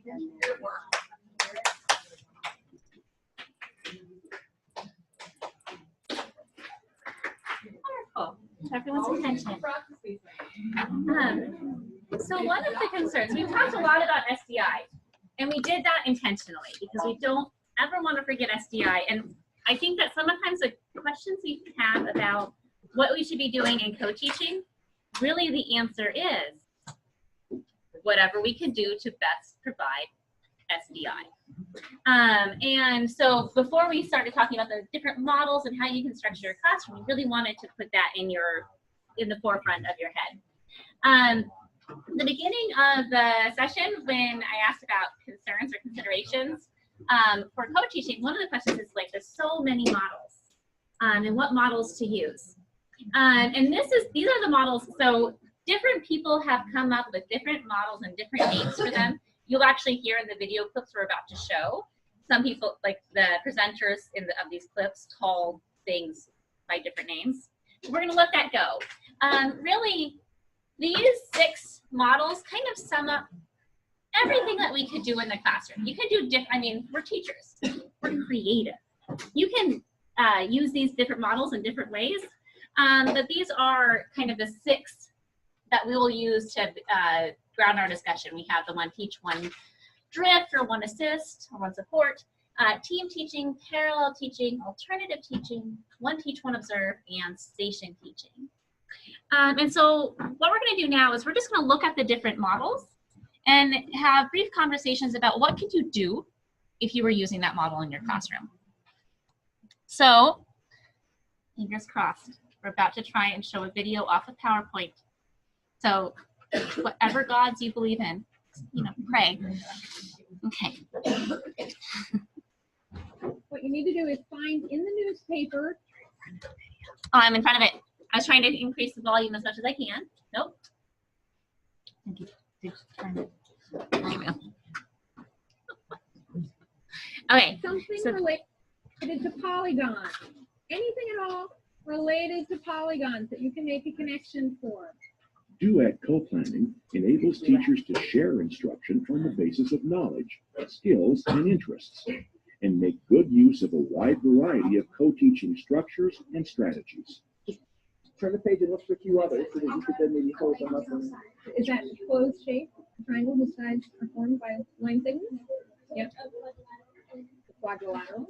The specialist has designed a visual, tactile, complementary activity that links polygons to the real world. Raise your hand if you have an example that we can put up here, a connection of something that polygons are related in real life that you found in the newspaper. Okay, so this guy, he has a really big smile on his face, and it kind of looks like a trapezoid. Like a Hold it up so we can see, because actually it's a cartoon drawing, and when she first said it, I didn't believe it. Then I got closer to her, and I was like, that really is. She's got a trapezoidal smile. Okay, because Okay. it's cartoons. Okay, call it somebody else. All right, how about Kendall? Okay, so that was a very brief clip. Did you guys see the observation happening? Turn the light on. Turn the light on. So who was teaching this lesson? If you could hear in the video clip. The lady. The lady. Is she the special ed teacher or the general education teacher? Mm-hmm. So the special ed teacher was leading this clip, and what was the general ed teacher doing? Just circling around, and what did he have in his hand? Clipboard. Because he was tracking some sort of data as he was roaming around. Now, he could have been completely back and observing and taking data, but it's almost impossible to get a teacher not to be involved in the classroom. But he was the one who was taking data. So really quickly, why might you use this model? Huh? You might use it in a secondary class, and why? Because I'm not thinking so. The general ed teacher, like for biology or whatever it may be. Mm-hmm. I have Okay. That was kind of, I was the how and the Yeah. what. And so why would you use the one teach, one observe strategy or model of co-teaching? Because who's getting it, who's not getting it, because obviously there's one person who's teaching, who's not getting it, who's not getting it. Yeah. Teaching is intense. I would consider that a strength of the model, is that you are able to collect some data on students while the teaching is going on. What might be a challenge of that model? Yes. Only one teacher. Only one teacher is actually doing the instruction. So we're not using both teachers at the same time. We're not reducing the number of students in a group that are receiving instruction, right? It's whole group instruction. So we all know there are strengths and weaknesses to whole group instruction, right? But one of the challenges when you're in a whole group is sometimes you are so busy as a teacher that you don't realize that half the class is not with you. You're sweating, you're busy, but maybe the students are not.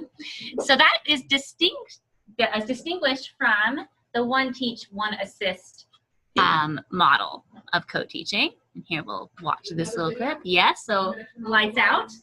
Nobody fall asleep.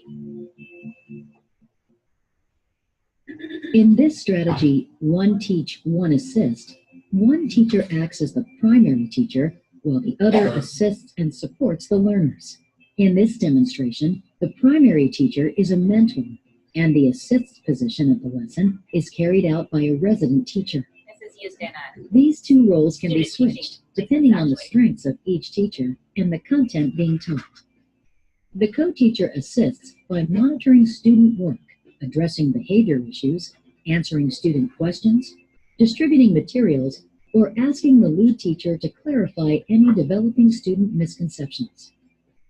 If you have a class where you know that it's more of a behavior issue, it's really getting the students to be on task. And if you have a class where it's like the kids are more engaged and into it, then it's really asking them those, higher level questions to make them think more, or if they're pair sharing, encouraging them to pair share. This strategy is helpful when distributing materials during hands-on lessons or when closely monitoring student learning during lessons, and is meant to be used occasionally.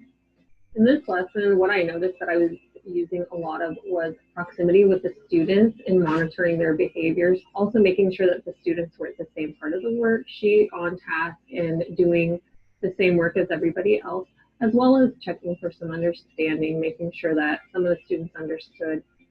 But the benefits of having her in that role is that I'm able to kind of just relax and teach and, just really kind of get into the moment of creating that experience for the students and not have to worry about all the little things that has to be supported.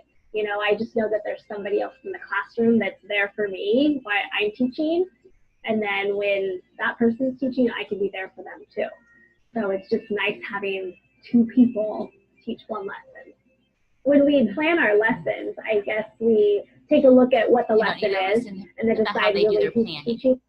Okay, so lights on. You don't want to have anyone. Nobody falling asleep. So One Teach, One Assist. What is this used for?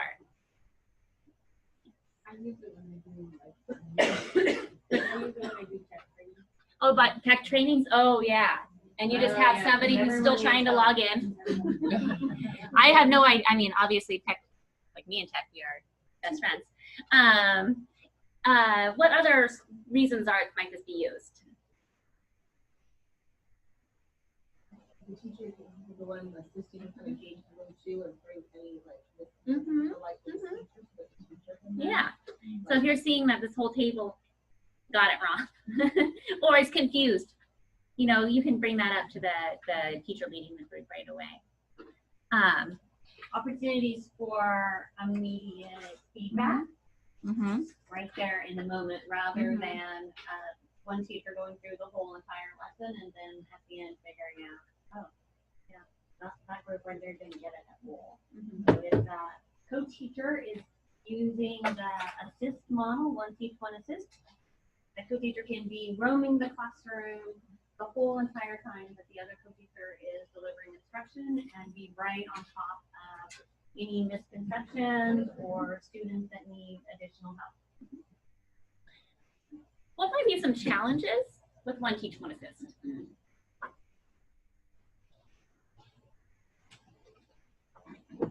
Some students will just wait for that assist teacher to come around. All right, So I prefer to do it with her. So. That's actually, and we see that sometimes when we have our paras in that role, where like I'm just gonna wait for my support provider, but that's not really supposed to be. I felt like when I was doing our school, when I was pushing into a classroom, that it was more I really used to its full potential to be able to really truly support students, and I was being more like my parents. And I think sometimes what happens is that one teaches, one assists, but you don't still do that planning together. You don't plan together, and that is part of the problem. And what about, they did talk a little bit, the lead teacher did say, then when she's leading, I can assist her. What if we don't ever switch that role? Then what happens? Then you're just an assistant, right? And as you said, that planning piece is so important. How do you think students start to view the co-teachers if one is always taking the lead and one is always acting as the assist? Right? And they have different perceptions of who's the teacher in that classroom. So they're not viewed as equal. And that's a real challenge when you're using that model. And as we said, if that's all you do, then it takes on a very different role. And we're not fully using the capacity of both teachers, the strengths of both. Okay. So another model, whoops. What's going on here? There we go. Oh, station teaching. Okay, fingers crossed, because now I need to play from a DVD. Let's see if I can find the DVD player now. Wait, where's the media player? I thought I had the media player open, so I could just click on over. For some reason, this DVD gave us some trouble around media player, around ripping it. It didn't want to be pirated. I don't know. So strange. Okay, oh good, it came up. So this should work. As we've been so this is station teaching.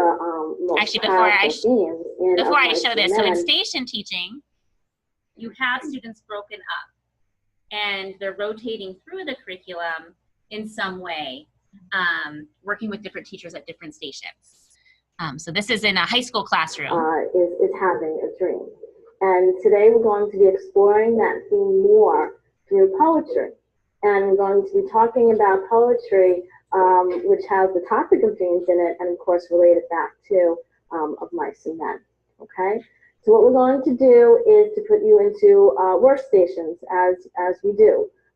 One group will be with me, one will be with Mr. Montara, and then we have our individual group in the back doing solo work.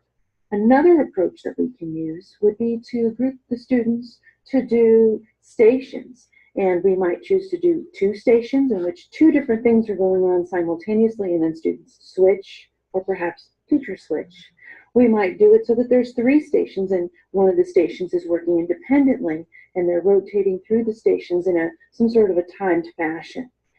We could use 4 stations, 5 stations, depending on the content of the curriculum we have to cover.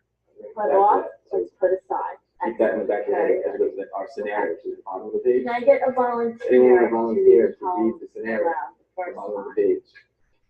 So, thank you very much. By organizing instruction around stations, co-teachers break down the curriculum and create focused learning opportunities for students. I can tell you from the point of view of the students, after speaking to them, it works well for them because they're in a circle, so it's a little more enclosed and they feel more secure, maybe asking a question, whereas, in front of, everyone in the entire room, they'd be embarrassed. And as far as the workstations, you're able to do more tasks in one period. It keeps them interested because they're going from station to station to station, and they're not just doing one thing the entire period. And they're moving around, and that teenagers like to move around. They have energy, so it keeps them more focused, I think. Listen to it one more time. What happens to a grain of fur? Does it dry up like a raisin in the sun, or fester like a sore and then run? Does anyone support or tell this person to keep going for their dreams? Is anyone inside? All right, we'll start from you guys. And Adam, you want to start us off? What you have? I think everyone should keep their dreams, even if it means not being the best at something. What other literary element are we seeing here? English teachers are so excited. Imagery? Excellent, imagery. And what's the definition of imagery? This should be a review. It relates to all 5 senses, okay? With stations, it's important to keep track of time so that students participate in every station. Timers are one option, but a simple way is for one co-teacher to be the timekeeper. What's the smell? Sticky honey. Okay, exactly. So he's also appealing, to the senses that way. Okay. Mr. Montero, Yes. 1 minute. 1 minute, Okay. sure. How might this relate to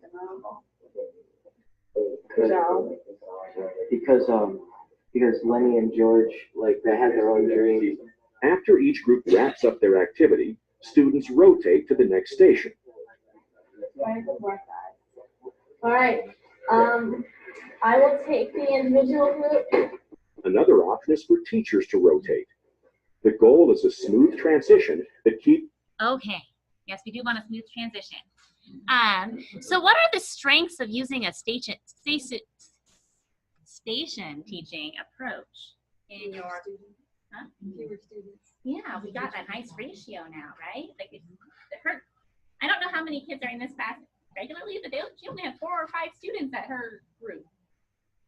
Seems like a really small class to begin with. Why is this not presenting? What happens when you are in that? I'll do it for you. Okay, thank you. We're co-teaching. What happens when you are in that small group? Mm-hmm. Yeah. Yeah, you can differentiate just even within that group. What was happening at the different stations? This might be harder to have caught on to.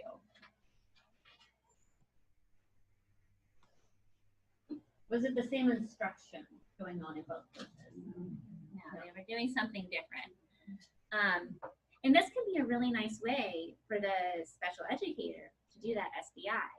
I know that my group, we're going to be doing note-taking strategies. These students are in an English class doing something about imagery, and maybe they need to start taking notes. And so I can do note-taking strategies that I know a student with an IEP might need, but it's going to maybe benefit a lot of students in the class. What are the challenges with station teaching? I think the special education teacher has to feel completely confident in the material to be alone with those 4 or 5 students. Because the students know that that's not English teacher per se. So, all right, so could the special ed teacher just walk in that day and no. Yeah, I don't think no. so. No. I think what you're saying is it's super, super important that both teachers have to be equally comfortable. So how do we make sure that that happens? Plan for you to get that time. Right. Yes. And this is something that we'll hopefully have some time to talk about at the later part of the day, is how do we manage special education teachers' time when you don't have a single subject credential in English or in math or science.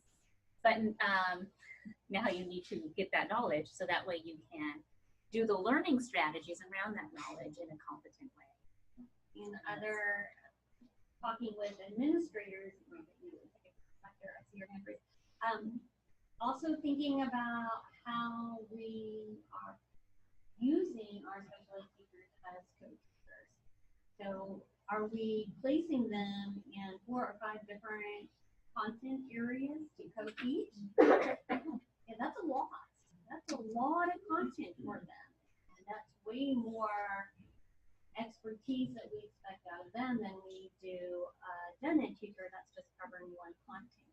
So thinking about what's the best way to use our special ed teachers as co-teachers, especially in those middle school and high school settings. Do I want that teacher to be co-teaching at one particular grade level, and then I'm going to have them doing 7th grade math and 7th grade English? Or do I have the resources to assign them to only a math path or only a language arts path? And there are different options to consider there, but they each come with their own set of challenges. And special ed teachers are being pulled in very different ways these days than we have been historically in the past. And that constant expertise is a really big piece of that. So that's an important.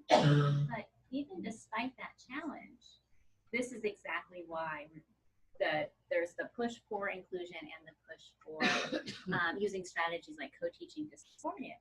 Because when we were pulling students into RSP or having them enrolled in an SDC, they weren't keeping up with the curriculum. And that's because special education teachers training doesn't have that same deep coverage of the curriculum that our gen ed partners do. And so even though it's a challenge, it's one worth addressing. It's one, it's worth trying to do. I think we had a comment back here too. I was following up. I do centers. I'm TK, so I got the babies, and and 2 IAs, one from SPED and from my room. The challenge I have is keeping those groups small enough, and then having to plan 2 in centers, and the content. My IA does the math in their center, so I do the language arts, and just trying to keep those groups nice and small, and those kids focused, and the time, I've spread mine one throughout group, not just make that SPED group. Great. That's a really, really good point. And I think when you're talking about the younger students, another challenge is that 3rd station. So you have to work on those independent skills in those students to be able to do something at that 3rd station if you're going to use a 3-station model, which the benefit of the station teaching is that we have smaller groups, right? Well, if we're going to have smaller groups, one group needs to be able to work independently, otherwise we have two larger groups. Also true in high school. That we need to make sure that they are actually working independently. Right. So that becomes a challenge. You have to spend some time working on that. Whereas in secondary, perhaps that's not quite as much of a challenge, although maybe. We do the station teaching model. We have 4 stations running. And I think also you have trust and respect for each other. So when you come in together, the kids know that you are working together. And so that they know that it's right. And that's also equally important. You can't be doing yours and at the station the same time you're going, wait, don't forget you need to do this over there. Or no, you're not doing it right. You have to trust each other to know that what she's doing and what I'm doing as well, on the same page, right? Can't micromanage. I think I saw a hand. Did you bring it up? Oh. We do the same thing, and our challenge was like the noise factor and being able to like concentrate on one station and other people also giving different instruction, even being distracting and loud, which is one of the things. Right.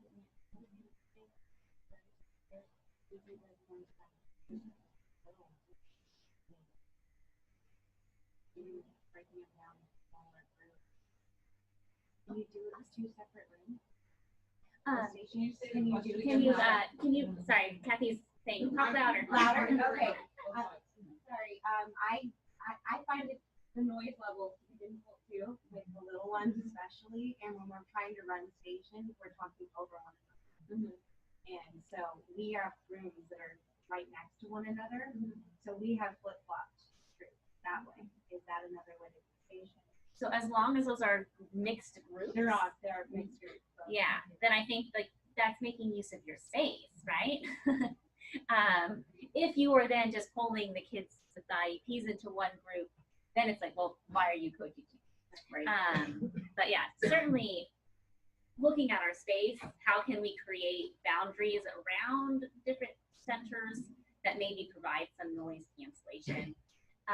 Maybe in the independent center, if they're doing something on computers, can they, have headphones? At least they're focusing on what they're doing. Really, we do need to think about that, and it's not. And I think that the perception piece is really, really important when you're talking about pulling a station out of the general ed classroom.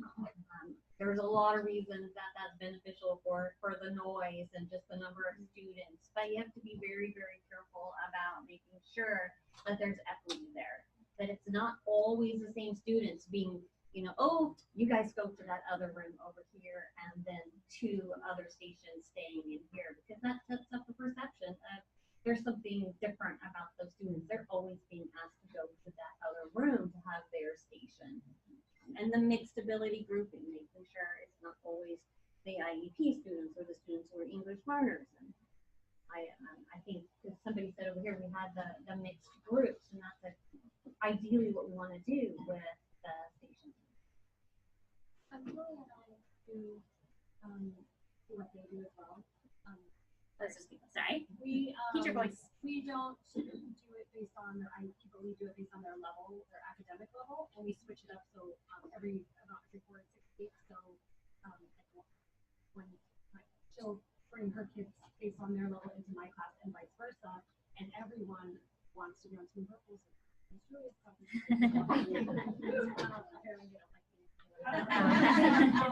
but it's all based not on their IEPs. It's literally based on their academic level and where they're at. And we do talk about that, like flexible grouping. And that's what gen ed teachers would be doing, even without a special education teacher there, is thinking about sometimes you do want same levels. If you're doing reading instruction at, the early ages, you might want to have them students separated by reading level, but then sometimes mixing it back so you have a heterogeneous group depending on what that instruction is going to be around. And always, as you said, reevaluating that data every 4 to 6 weeks. I'm looking again. So they're not, students the same still level have here. the same level of need. And somebody needs We have the exact same centers, just in 2 different classrooms. So you were actually ahead of us. So we do, so whatever she's teaching, I'm teaching, but we're 2 different classrooms, and then we differentiate. So if I've got some students who don't know their ABCs yet, they're during their center for both her classroom and mine, I'm working with ABCs, and then my next rotation, they might be reading. So now we're doing reading. So we're on the exact same page. It's just in 2 different classrooms. And are you 2 general education teachers? I'm SPED, and I have TK. Oh, you guys are all together. Oh, so you're a triad of co-teachers. Wow. I have the IA from Julie's class, and then I was kind of thinking right now, sometimes I use her to go in between the independent, the English, the listening, and the computer, because those guys are a little bit more, and then the math and the dark can seriously take focus. But does the IA need to follow the SPED child, or can she remain in that center with those other gen ed That, students that yeah. are- That depends on the IEP and the needs of the student. So if it's written into the IEP, that the IA is a one-on-one and always needs to be with that student, then there's that legal component of following that. Hopefully not. We are trying to move away from that assigning one person to one student all the time. There's a lot of research saying that's not the best way to go. But if it's an IA, that's in the legal document, the IEP, then you This do is need an to eye follow opener that. for me because as a gen ed teacher 22 years in, not understanding the acronyms for SPED. My mother was a special education assistant and she had the special day class, what we call now special day, the slower learners, what they used in the 70s. But this is eye-opening to me as far as understanding that part of education. And in reality, our gen ed classroom everybody is different, you know, like the talks. yeah, Right. yes, it's a I plan. paid a lot of money to say that. Exactly. And this Everybody is, comes with their own set and needs, whether or not they have special education eligibility code attached to that. So that conversation actually led us into parallel teaching, which is slightly different from station teaching.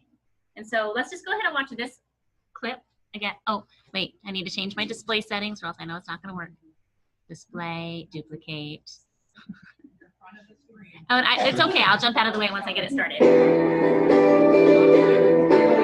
Now this is loud. Hi, gentlemen, find your seats. Your stuff's already out.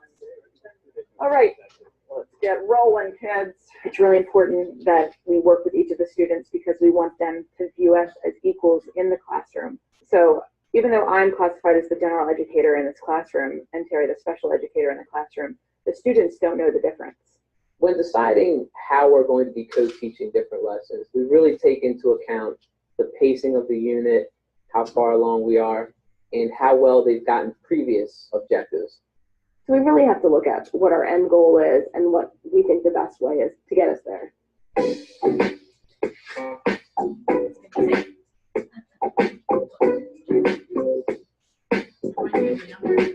My co-teacher and I have discovered that parallel teaching works really well for us because we have a very busy class and they like a lot of movement and they need a lot of one-to-one attention. So we've been finding that if we split the groups up into two and we're teaching the same lesson at the same time, we're able to reach more of them, assess whether they're actually understanding it, and pull out some of those students who really don't like to speak as often, but probably know the answers and are a little shyer. So this way, everybody's getting the same lesson. They get that sort of teacher time that they need, and it's a great opportunity for us to see whether we're ready to move on from that skill or not. All right, so breathing carefully, Miss Brennan, are we about ready to do some sharing? Yeah, we're ready.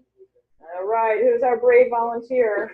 It helps us make sure that every single person at our individual station or table understands what we're talking about. Now they go and talk about station teaching, which we already did. Let me see if I can just stop. Stop. There we go. Oh. Yeah. So parallel teaching. So the distinction is you're doing all the same thing. We call that parallel teaching. If we're doing different things to station teaching.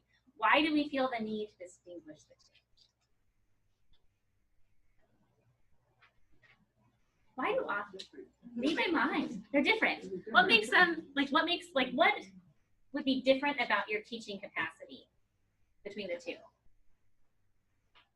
When I work with a teacher, I explain things differently than at general education. I kind of look at it in a different way. Yeah. So you might say, we're going to teach the same concept, but maybe do it slightly differently with the different groups based on what we know different students respond to. And some students need a little more explanation, especially in math, to understand. Yeah. What might be some challenges with parallel teaching? You have to really have all of the content, right? Like if it's station, you just need to You just need to do your one. Yeah.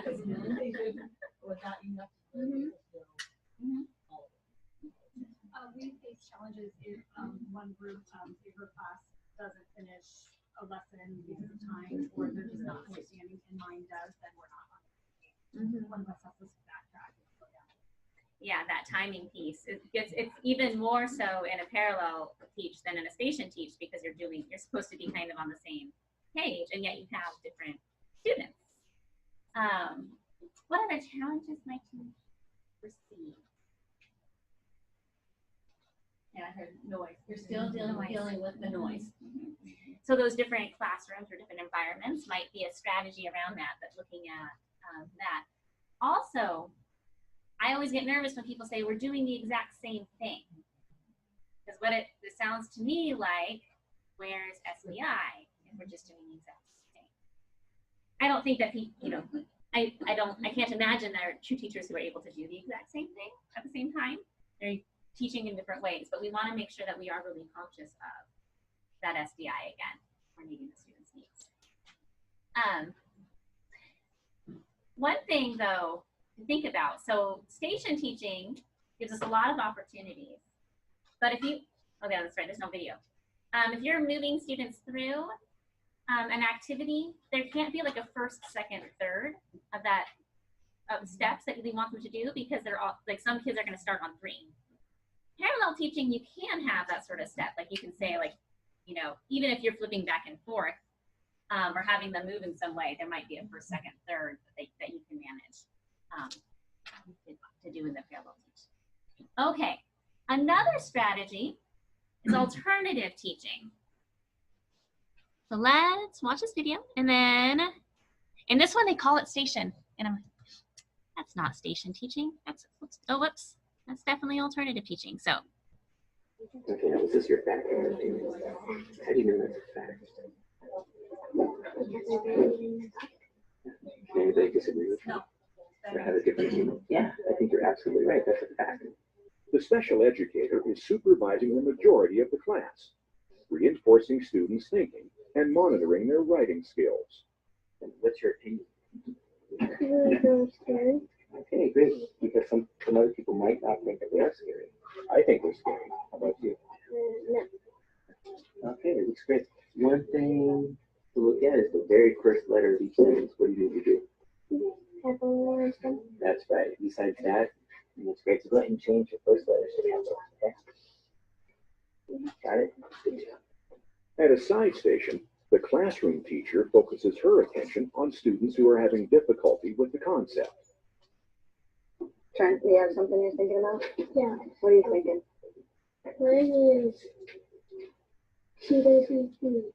Cheetahs eat meat. Could somebody disagree with that? Somebody could disagree and say no, cheetahs don't eat meat? Yeah. They could? Would they be right? No. No.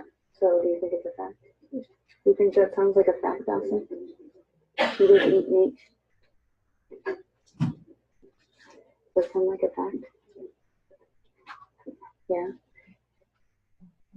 Okay, so what is happening in this alternative teach?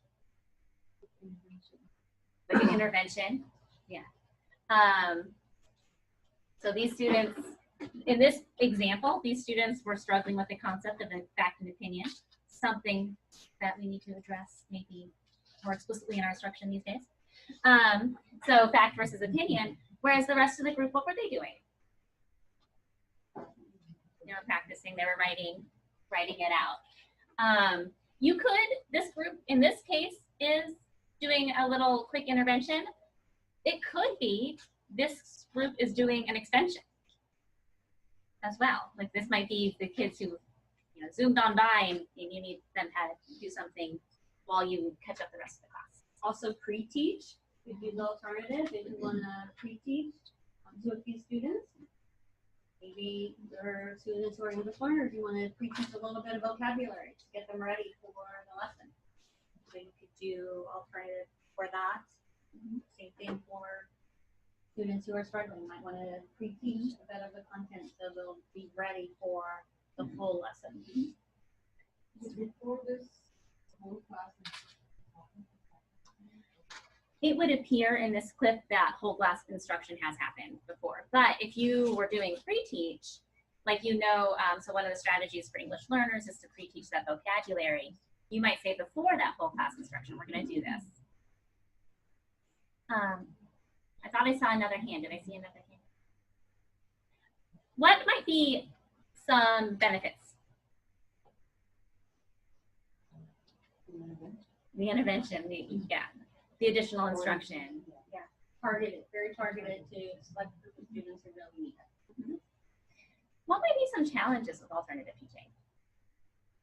I think let's think about the high school level, the grouping, the dynamics, the personalities of kids, and why they think they're in certain groups, and whether they want to be in there. There's always questions of why we're in this group, and what are we doing in this group? Yeah, and so if you always pull the same kids, that creates a stigma. Either we're gifted or we're not, right? If you're always pulling the same ones. What other challenges might you foresee with this sort of structure? Well, again, the noise. The kids that are alone might not be working at all. Yes. Well, the other teacher is doing. But I mean, there's two teachers, Yeah. so 30 kids, you can't have just two teachers. Mm-hmm. Right. So depending on what is going on in the large group, are they doing independent work and the second co-teacher is walking around monitoring that? Or is there actual delivery of instruction by that second co-teacher? So if that's going on and you're doing alternative teaching, then the students who are doing alternative teaching are missing out on something. So just depending on what you're using it for and how it's working, there might be times when there needs to be students pulled out and there's something else going on over here. But maybe it's better that those students are doing more independent work. Challenges. Just going to say something related to that. I can't remember. Any other thoughts about alternative teaching? Space thing to it. I think is there space for you to do that? Like different train RSP and teacher will teach main lesson and then like we break into monitoring night, over my students and any other student wanted assistance, but is there a spot for me? Yeah.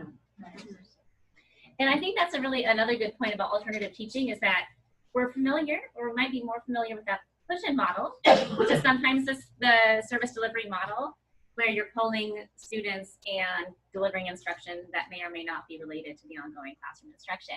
And when we see, if you fall into this model of co-teaching, that the special ed teacher always pulls the students with IEPs, you might not be co-teaching. You might be doing push-in services. And so we want to make sure that these groups that are formed are really flexible. So I think this is a great strategy if you have done your lesson, so if you're doing it after the fact and you say, thumbs up, did you get it, sideways down, and you get a group that has their thumbs down, okay, that group, doesn't matter if you have an IEP or not, come with me because we're going to catch you up before we go on to the next thing. And then you have the challenge of making sure that there is something for the rest of the class to do. And that's productive for their learning. And it goes back to also how students see those co-teachers. If it's always a special education teacher pulling out an alternative group, where's the equity in that? And how do students see both teachers as equals? So this is a great clip in that it was the general education teacher who's pulling the students for a small group, and the special ed teacher was circulating amongst the rest of the class. But if you don't consciously make those decisions, fall into that trap of always being the special ed teacher pulling students with IEPs. And I want to build on that with the point about the special ed teacher might not have the same deep level of content knowledge that the gen ed teacher has. Something that we think, the special ed teacher might explain something in a different way. Maybe we don't have a different way to explain it. Maybe I learned procedural math, you just, you do these steps, but I can't explain it beyond those steps. And so you might need the gen ed teacher to come in and give this is what we're talking about, and this is why the equation looks like this. And so that can be a really nice way to maximize that content knowledge. They take this folder because students are still getting this question design instruction. Mhm. That it empower them to know that they can be the ones who give this. Yeah. Right. Well, not just special ed. That's an excellent point. And that is one thing that I thought about with this clip is other than just asking the questions again and giving more time for the students to think, what else is being done to help these kids understand fact versus opinion? It might have been nice if they had been provided with some sort of visual support or strategy to help start breaking that up. Because I'm still not sure if this kid understands. He finally shook his head yes, but I'm thinking. Yeah. Yeah. Yeah. He just finally decided. He's like, I need a yes or a no, so I'm gonna just try yes, and okay, thank goodness that was right. So, but it is, if you have that, it goes to show that you need that level of constant dynamic instruction happening and conversations with the teachers to make sure that we're making the use of this model. Okay, and we have one final model to talk about. This is teaming, where the two teachers are together in front of the class teaching. I think they call it duet, which is actually a really beautiful name. Maybe I should switch to duet. Oh, where did that little, there we go, play. Can you give me two numbers? One of them has to be the digit 0. 0 and 3. Okay, 0, 3. In this co-taught classroom, both educators are helping students with coordinate graphing. This is a map of Denver and any of the cities around it. And I kind of wanted to give you an example about how we use coordinates when in real life. So let's say I want to go to Westminster. The specialist complements the math instruction by demonstrating a common application. It says it is J13. So let's come back over and let's find J13. Connecting the curriculum to real life is vital for special education students and enriches the learning of everyone in the class. I'm going to do J first. I'm going to come over. I'm going to go over to J. And then what am I going to find? Nathan? 13. Which is 13's here. I'm going to bring my fingers together. And there is Westminster. I love that they clap for her. You did it! Congratulations, it worked. Oh. So what was happening with this? And the voiceover told us a little bit, but what were these teachers doing with the team teaching? They were teaching a lesson together. And what did the gen ed teacher bring to this team? Content standards, maybe kind of the abstract idea of coordinate graphing, because she had really nice that she had that really big graph and the dots that she was putting around. And what did the gen ed teacher, special ed teacher bring to the team? Application. Yeah, why? Real life. Which we know in a lot of math, students will say, like, why do I even need to bother? And so having that why helps keep all of the students maybe engaged. So that's really nice. What might be, like, what might you guys use team teaching? Like to help clarify. Yeah. When they're, I think it's nice to so teachers can always give multiple perspectives, but I think it's really nice when it's embodied in different bodies, so the students can understand these are just different ways of looking at the same thing. But you've been modeling that. Yes, we've been teaching. Taking turns. When I first started teaching, I was job sharing with a teacher, and usually we each worked a different day, but there were some times when we came together, and it was like having your other half, and she would think of things that I hadn't thought of, and vice versa. Yeah. It's just really helpful having two brains. Yeah, sometimes you just get like little flubbed, or you go over something, and the other teacher to say, "Oh, you wanted to do whatever," gets you back on track. It's Right. nice. It takes the I've been doing a little bit of research too. Some of the things that have come out in the research, some of the people have said it really takes that pressure off we're having to be perfect all the time. Because there's somebody else there that has your back. And if you forget something or you explain it incorrectly, the other person could step in and say, here's another way to look at it. Oh, you forgot to mention such and such. I've done it too where I've seen kids taking notes and they're missing something from their notes. So I kind of move away from the kid that I see missing. And I'll just ask a question like, why do I need to have that arrow going that direction? Yeah. And So then another kids are like, oh, I didn't put the arrow. Yeah. So you get some nice corrective feedback on the go with this model. I saw him back here. Yeah. So when I do students and I'm doing it with the classroom teacher, it's really nice because I only have to worry about school and worry about the classroom application.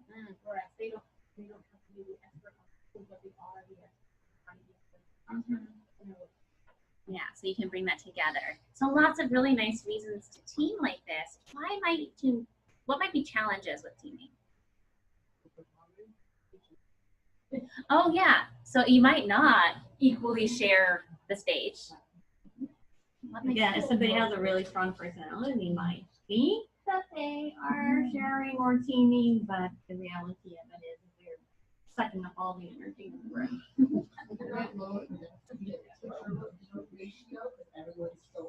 Yeah.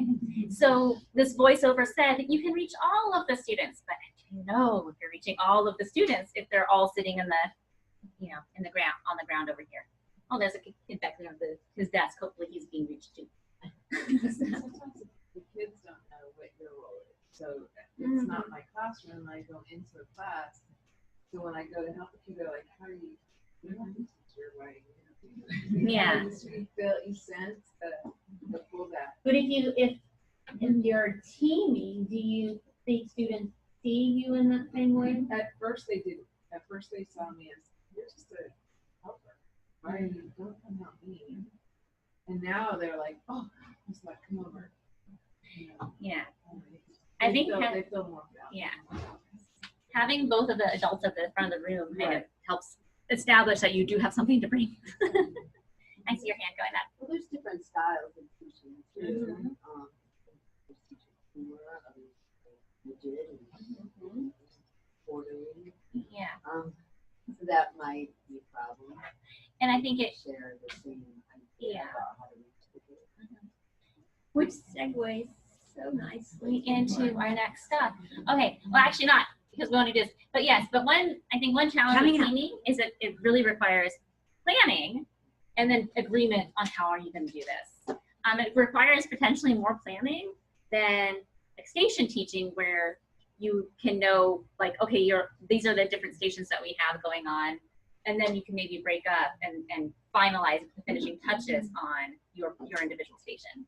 It requires a certain level of comfort as well. And so for us in special education, especially what we deal with at the university, sometimes our special education teachers are brand new teachers, right? We have a lot of early career special education teachers, and our general education teacher might be a seasoned veteran. And so it's a very different dynamic. It might take a while for that novice teacher to develop that comfort level of feel like it's okay if I can interject when the other person is talking, or I can say, let's circle back around and spend some more time on this concept over here. And so that it takes time to establish that. You hit on it with the whole relationship piece. You have to be comfortable in that teaming role. So before we move on, just because we get a lot of this question, like which one should we use? Really, you can use all of these models, but we have some that you want to maybe see more in your co-taught classroom, and some that maybe should be reserved for occasional use. So on your tables, you have just note cards that have all of the different models. Go ahead and sort those models in order of what you think should be used most to what should maybe be used the least or just occasionally in your classrooms.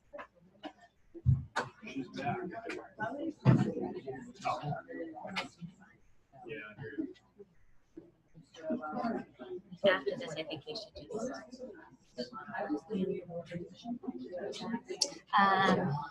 There's a few things on parity. We can kind of go through this quickly. We don't have to spend an enormous amount of time.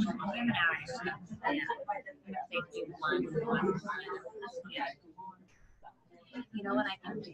Instead of doing this Venn diagram activity, so this activity of that Venn diagram.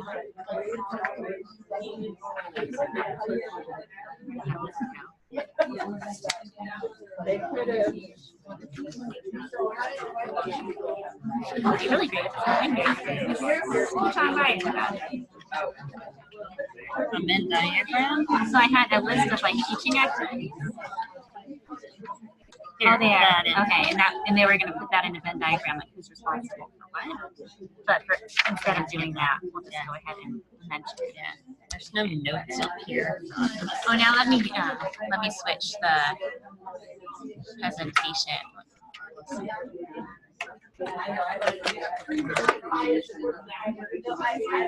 Such an old version of Windows that I like. Oh no, from the beginning, Andrea.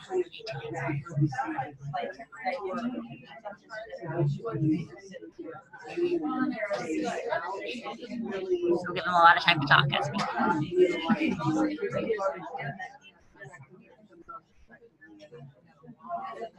Goodness. Oh, we're almost there. Yeah.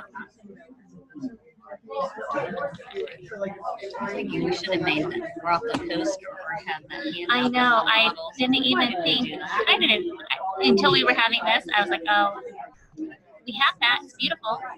Okay. Oh, this is cool.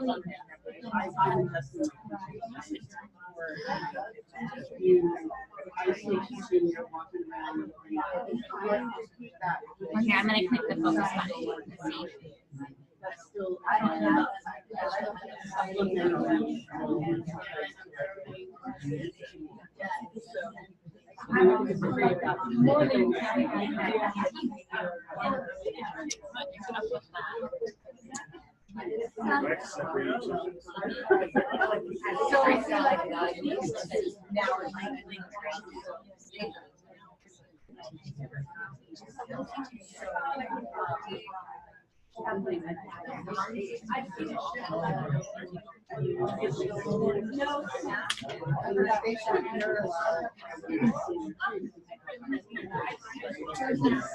See. Literally until you talked to him, it was focused. Okay. Yeah. Oh, let me get my water bottle out of the way. Let's take about 34 seconds.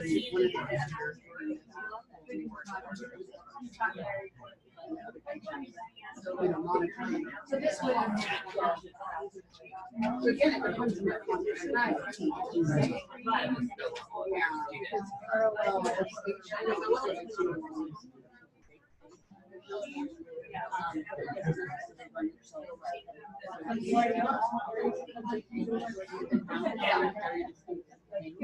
Okay, let's wrap up your thoughts and we'll talk together about frequency of use.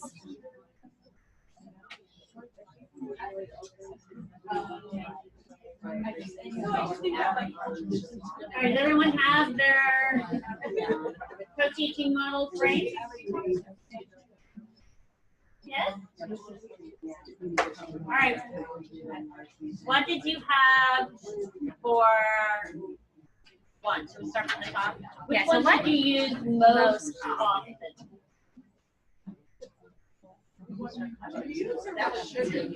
Should. So we have one team teaching here. Station teaching. 2 votes for station. Any other models that you said maybe would be the one you would use the most? Station.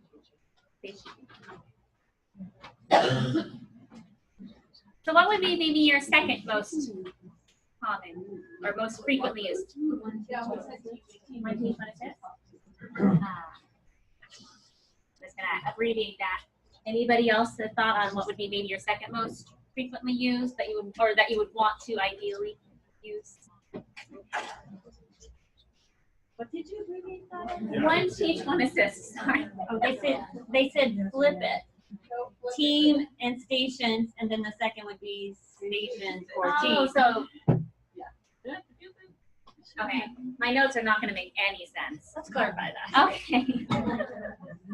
So here, I'm going to do, this is 1, 2.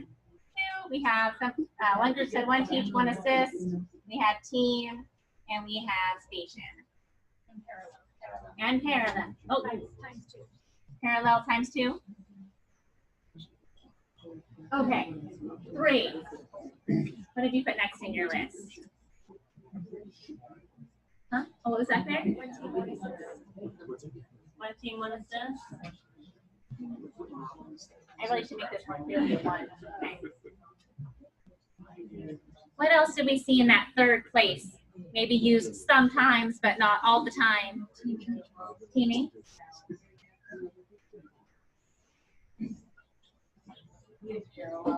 Parallel in this spot. Any other responses for the third? What about fourth? Guess a parallel. Anybody have something different besides parallel? Alternative? Yeah, that's alternative.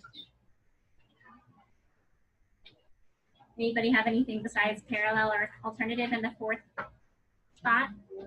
Yeah, fourth. Did I hear another answer? Sorry, I don't hear very well.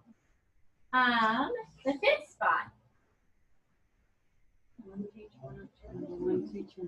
One teach, one observe. I saw a lot of that, or I heard a lot of that, at least 3 times. Any other responses for what you would do maybe not so frequently? Did everyone have one teach, one observe? One teach, one assist. And the one teach, one assist? And then your last, what you would maybe want to use least frequently. One teach, one observe.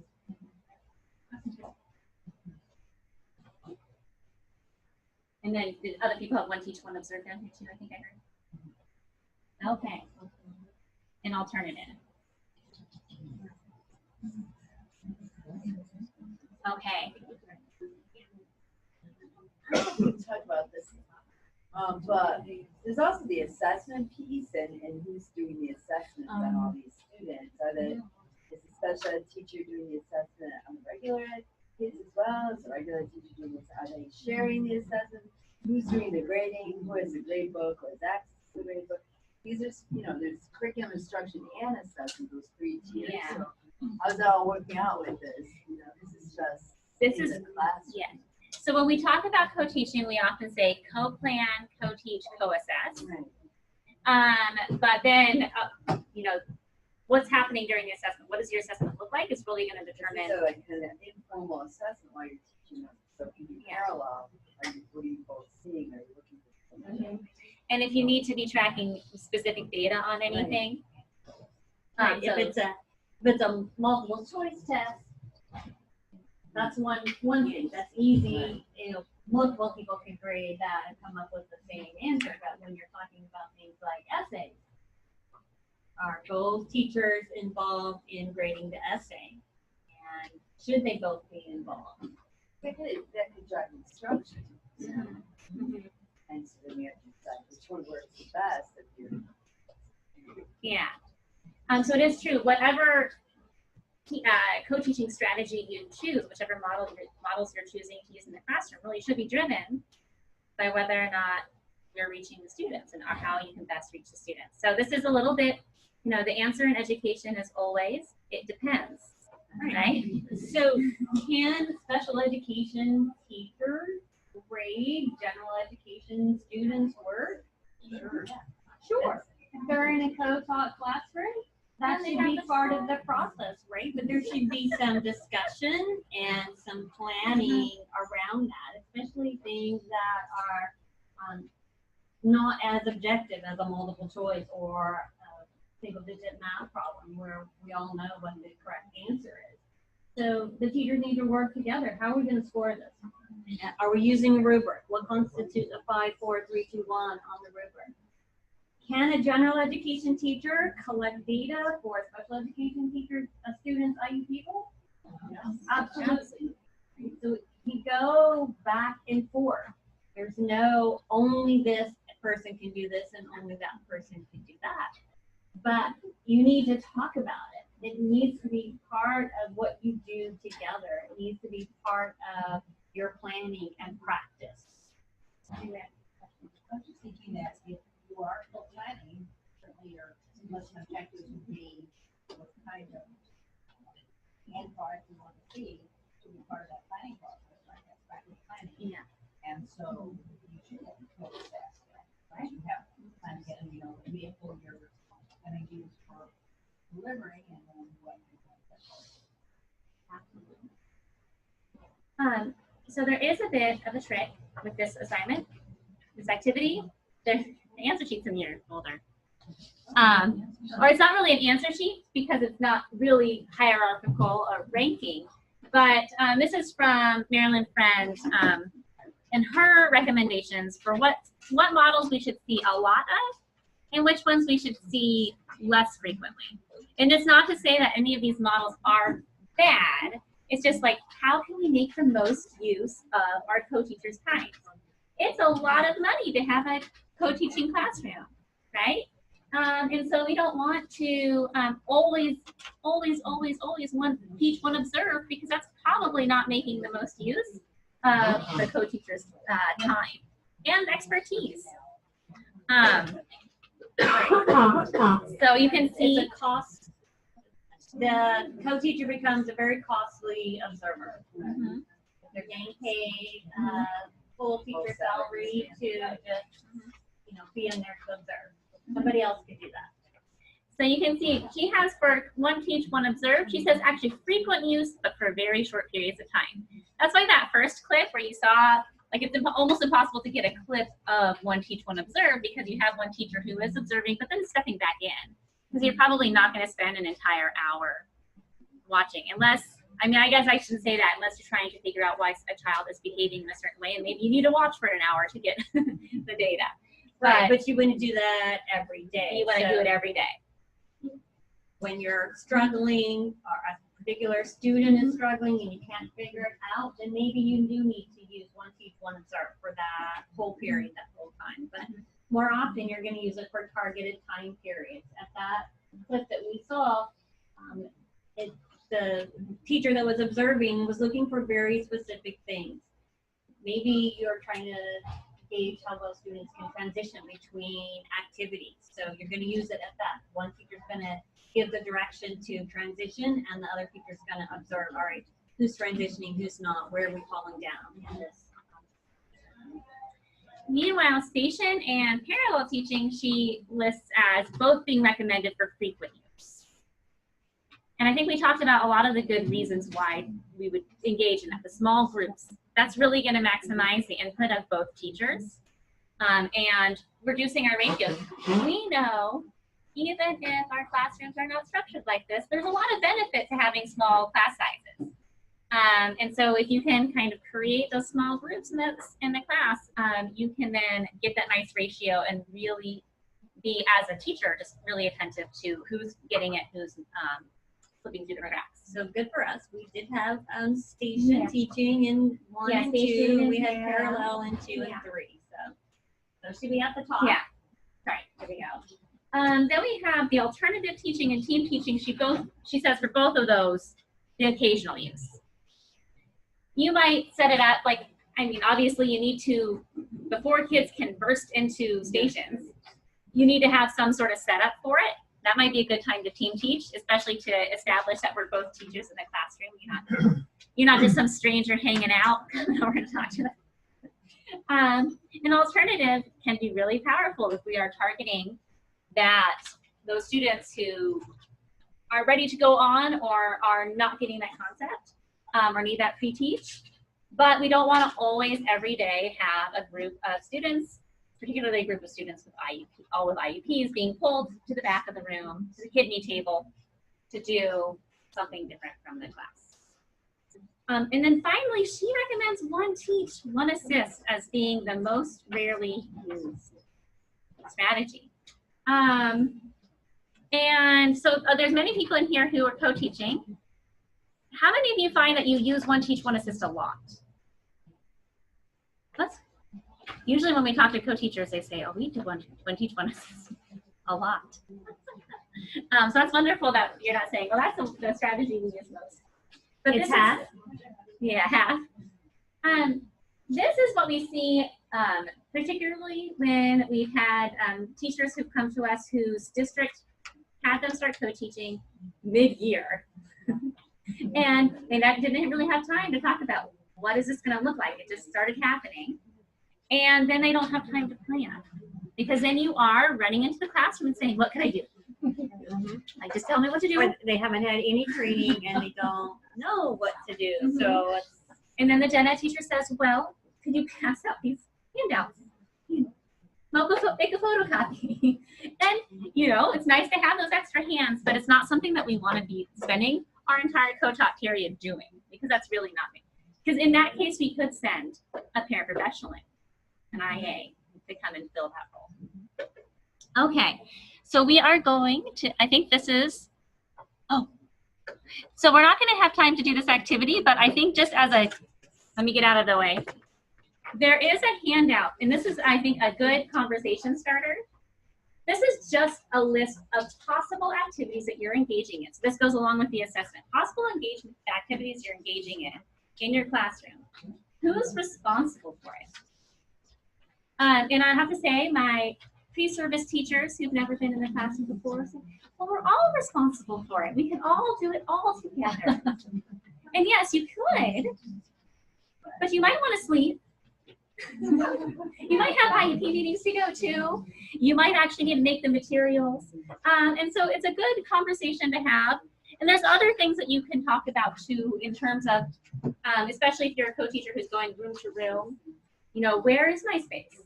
Like, you know, how do we make sure that we are dividing up activities in a way that we don't divide up students necessarily, and then that we make sure that we're kind of equally bringing our contributions. And sometimes you'll hear that in conversations with co-teachers. If I weren't there, she wouldn't know. Like, you know, I can never be sick, because if I'm sick, like, my classroom is gonna, you know, fall apart. And we don't want that to happen. But one of the nice things about having a co-teacher is that you hopefully have somebody who can step in and say, we don't need to turn on the movie. I actually know what the lesson plan is. And I know, even if this, you know, special education teacher's been pulled for an IEP meeting, hopefully not too often, I know what's happening and that this kid is still receiving services, because I know that they need this graphic organizer and how they're supposed to use it. So, now I'm gonna let Lisa. Are you doing next? There's one more handout in your folder. Let's pull that out. Sorry. It's called the COACT Colorado Assessment Co-Teaching. Yeah.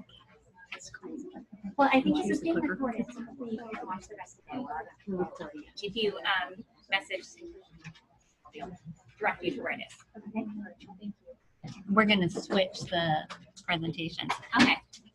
So the COACT, we provided it. This was actually a research validated tool for reflecting on your co-teaching. If you are a co-teacher, you can look through it and think about the different activities that are listed and what areas you want to work in. If you're an administrator, this might be a really nice tool for guiding some of the professional development you might want to use to support your co-teachers. What are things that we need to be thinking about in our co-taught programs? Oh, here it is, the COACT. And it has a scoring guide on the back. Essentially what you do is you rate the importance of something and the presence of something. if you don't think it's important, maybe that's not the thing that you're going to target right now. Then if it's happening already, we don't need to target it. But maybe if something's not super present, we need to start working on that and how can we. So it's just a tool. All right, so we need to switch. Oh, we're going to let's take a switch stretch PowerPoint, break. so let's stretch. Seems like people need to stretch, take a bathroom break. Let's take a quick, like maybe 7 minutes max. Get up, stretch, move around. We're going to switch our technology and we'll start again. And it'll work smoothly, seamlessly.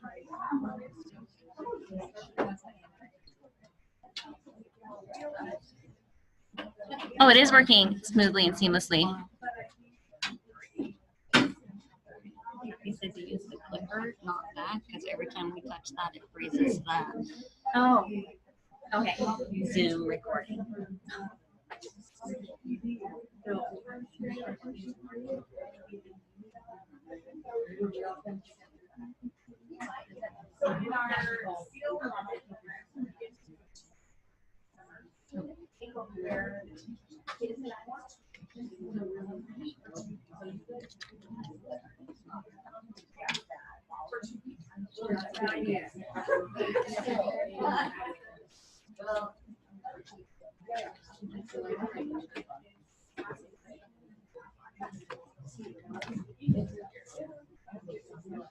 Yeah.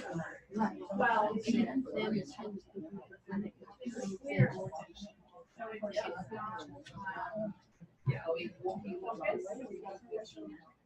so it's not for necessarily kids who it's not that they can't do it, but it's not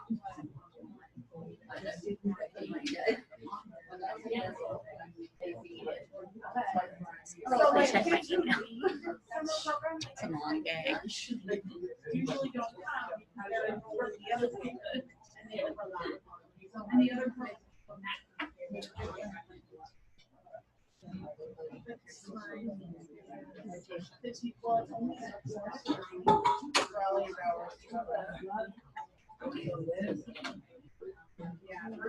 We don't, it is only available to teachers who do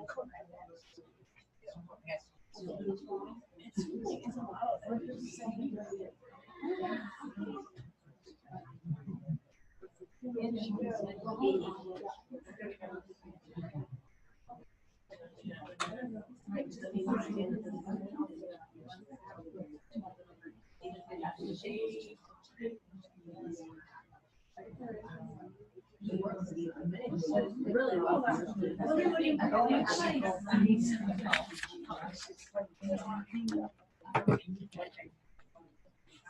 Is there a supervision meeting on December 6th? Yes. Okay, that's my, I must not be on the supervisor list. What December 6th meeting? And that is just a total nightmare.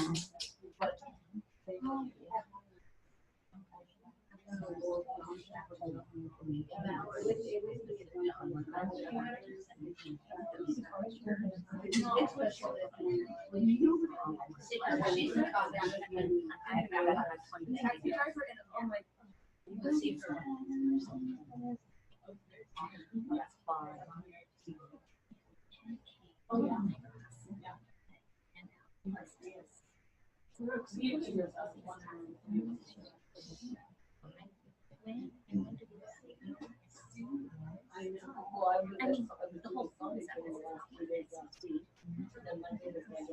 And also, about that, is there one? Students will be concerned. Also, email me. The students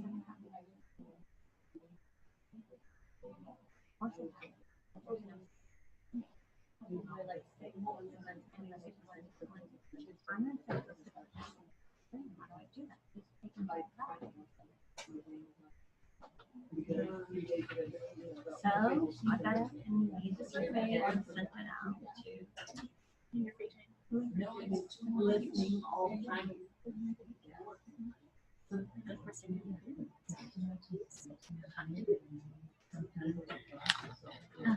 And it would be honest. I told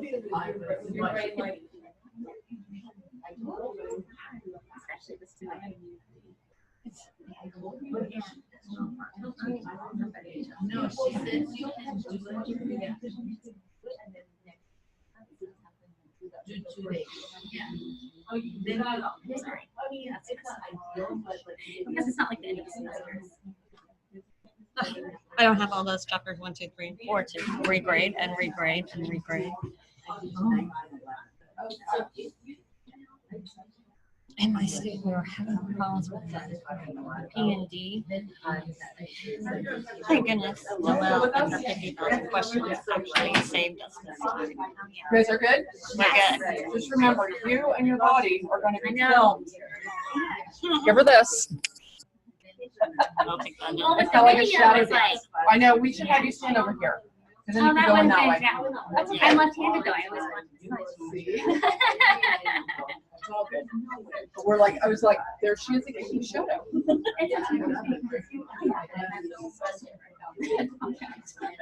Oh, it doesn't surprise me because they call us up when they have it. Since there was two cabs, and the color it's right out. Let me tell you, I have stories.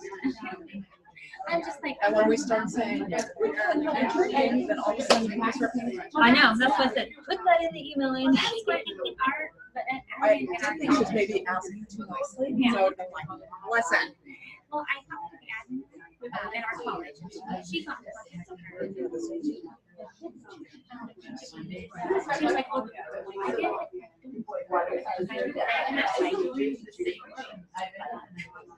Bother her.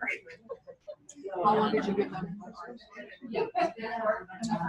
Oh, 7 minutes. Yeah, if you start back up like So 2 down minutes. there, yeah. And then I started this morning. Not being the presentation. And I was like, I sort of hadn't contacted you yet because I was looking for coffee. And then I came back and I was going to send you a message with my phone. I was all set up down in the Saratoga. Because of the Christmas holiday lunch that we just found out about. And it was a group that came and joined me, so I was like, okay, I'm in the right place. It's everywhere, you know. Yeah. We have the same issues. We're just modeling how to be flexible thinkers when we work in school, inclusionary environment. No, we're gonna go. Okay, are you guys ready to go? Start working your way back to your seats. We're going to keep going. Another hour. You can do it. Right? We should have brought chocolate to perk everybody up. Yes, the Skittles are gone. You have any chocolate? Well, I can go up and down 6 now. Okay, I'll do that. I'll go 6 now. Nice. Surely there's chocolate kisses at that holiday party. Yeah. Stuff it under your shirt. Okay,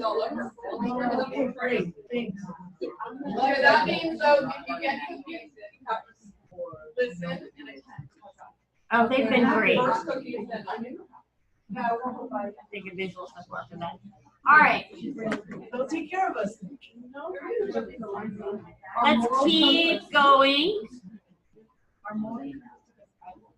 Ready? A couple of people are still out there. I got it, I got it, I got it. What did you say, there's a line in the restroom? There was. Restrooms are always a problem. Oh, no. Apparently there was a really nice holiday party to which we were not invited. I know. All right. Okay, so let's. We'll have our own party. I should stand up. Let's talk just for a moment about the issues of parity. And I think we were beginning to touch on those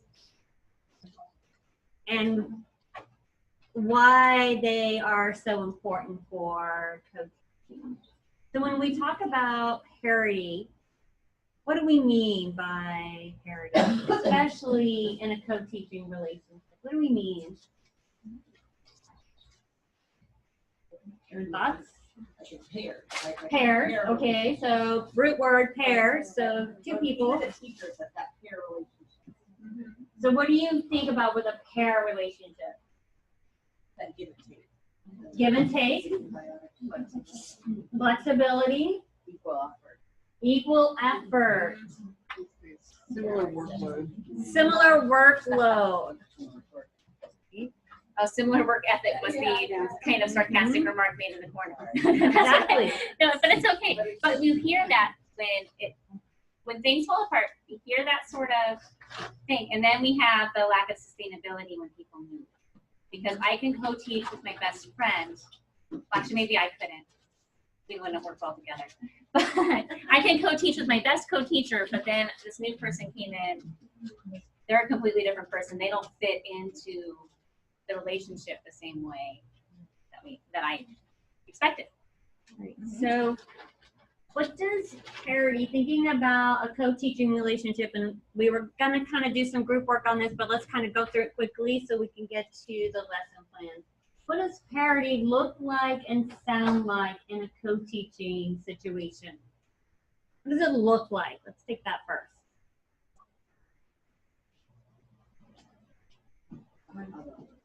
Huh? Are you always visualizing when we talk about this, like you know, when they have those professional wrestlers and they tag in?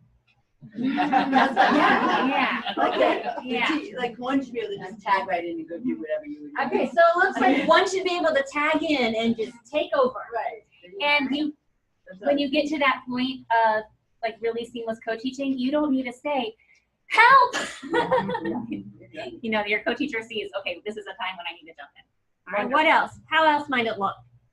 To add to that, it just flows, and there's an understanding of like the structures in the classroom, responsibilities, and just kind of well known. Like she was saying, like it's, you know, like I went into another person's classroom and I felt like it was my classroom.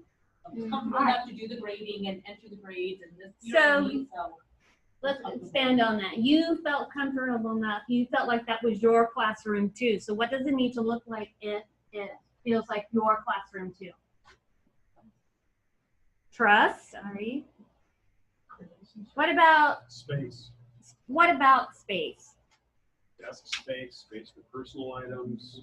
Absolutely. Space, desk space. Spaces So if one teacher has a huge, massive desk and the other teacher has a little student desk from the 1960s, oh, you can use that. Does that look like parity? Or you come in and you don't know where you can put your purse or the binders that you collect data. They can't live in that classroom where you need them. Happy parity. What about both teachers' names on the door or on the board or on notes that go home? On the sub plan. On the sub plans, right? Oh, that would really not be parity if the sub came in and just took over and you're like, excuse me, I'm the co-teacher here. What does parity sound like?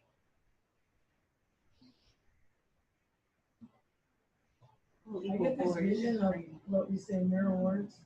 What do you guys think of? Mirror words? It's a strategy we use at school. So what I think of that, yeah, I'm a whole brain teacher.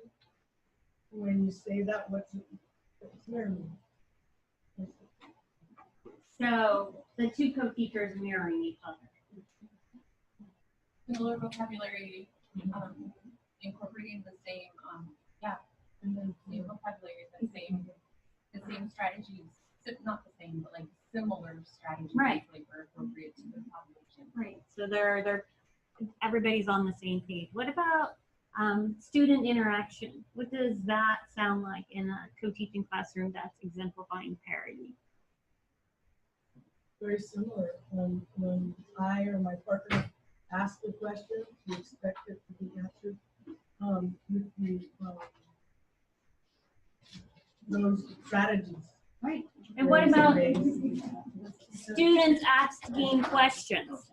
So if our co-teaching classroom is a good example of parity, then we would expect to hear students asking questions from both teachers, right? You're both delivering instruction, you're both able to help me. So it's not always, oh, I don't want to ask you, I'm only asking this other teacher.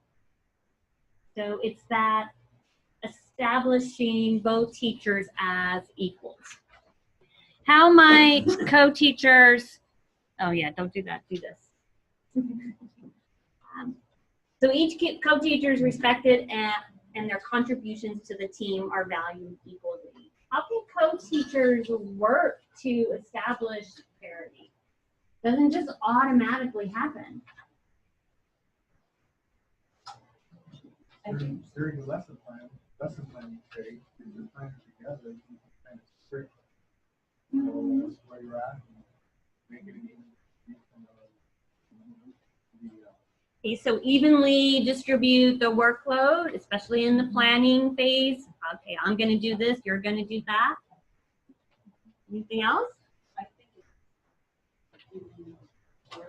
even before that. In that model, we wanted, a couple of teachers that were open to this and wanted to explore and kind of grow together. So we went into it knowing we're both doing learning, having this discussion, and make everyone involved.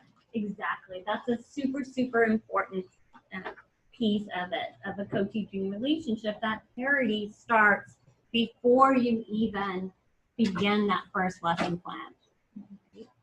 We both have to want to go into it equally. I think you brought up some really interesting points earlier about who's committed and who's not committed to it, your teaching styles. So in a co-teaching relationship, both partners have to be able to compromise. And if one person is very rigid and they're not compromising anything about their space, their classroom, their lesson planning, their delivery of instruction, it's not going to be a very equal relationship. And getting to a space where you can have a really awkward conversation. You're not going to have that within the first day of working together, but having some time to get to know each other. And so if somebody one of the co-teachers does something that really is just like your pet peeve, you can say, like, I just can't have that. Like, let's come up with another strategy. And you don't go away from that conversation with her feelings or anger. I think you kind of like beforehand too, like you need to be like, this is my learning style, or like I communicate best by, like, you have to have some of those conversations, because if I communicate best by email, but you communicate best by like in person, like you find those things so that you can make it work between each other. And if I'm more of a visual and you're more auditory, I mean, that could be really beneficial for the class, but we need to know that about each other. Absolutely. Yeah.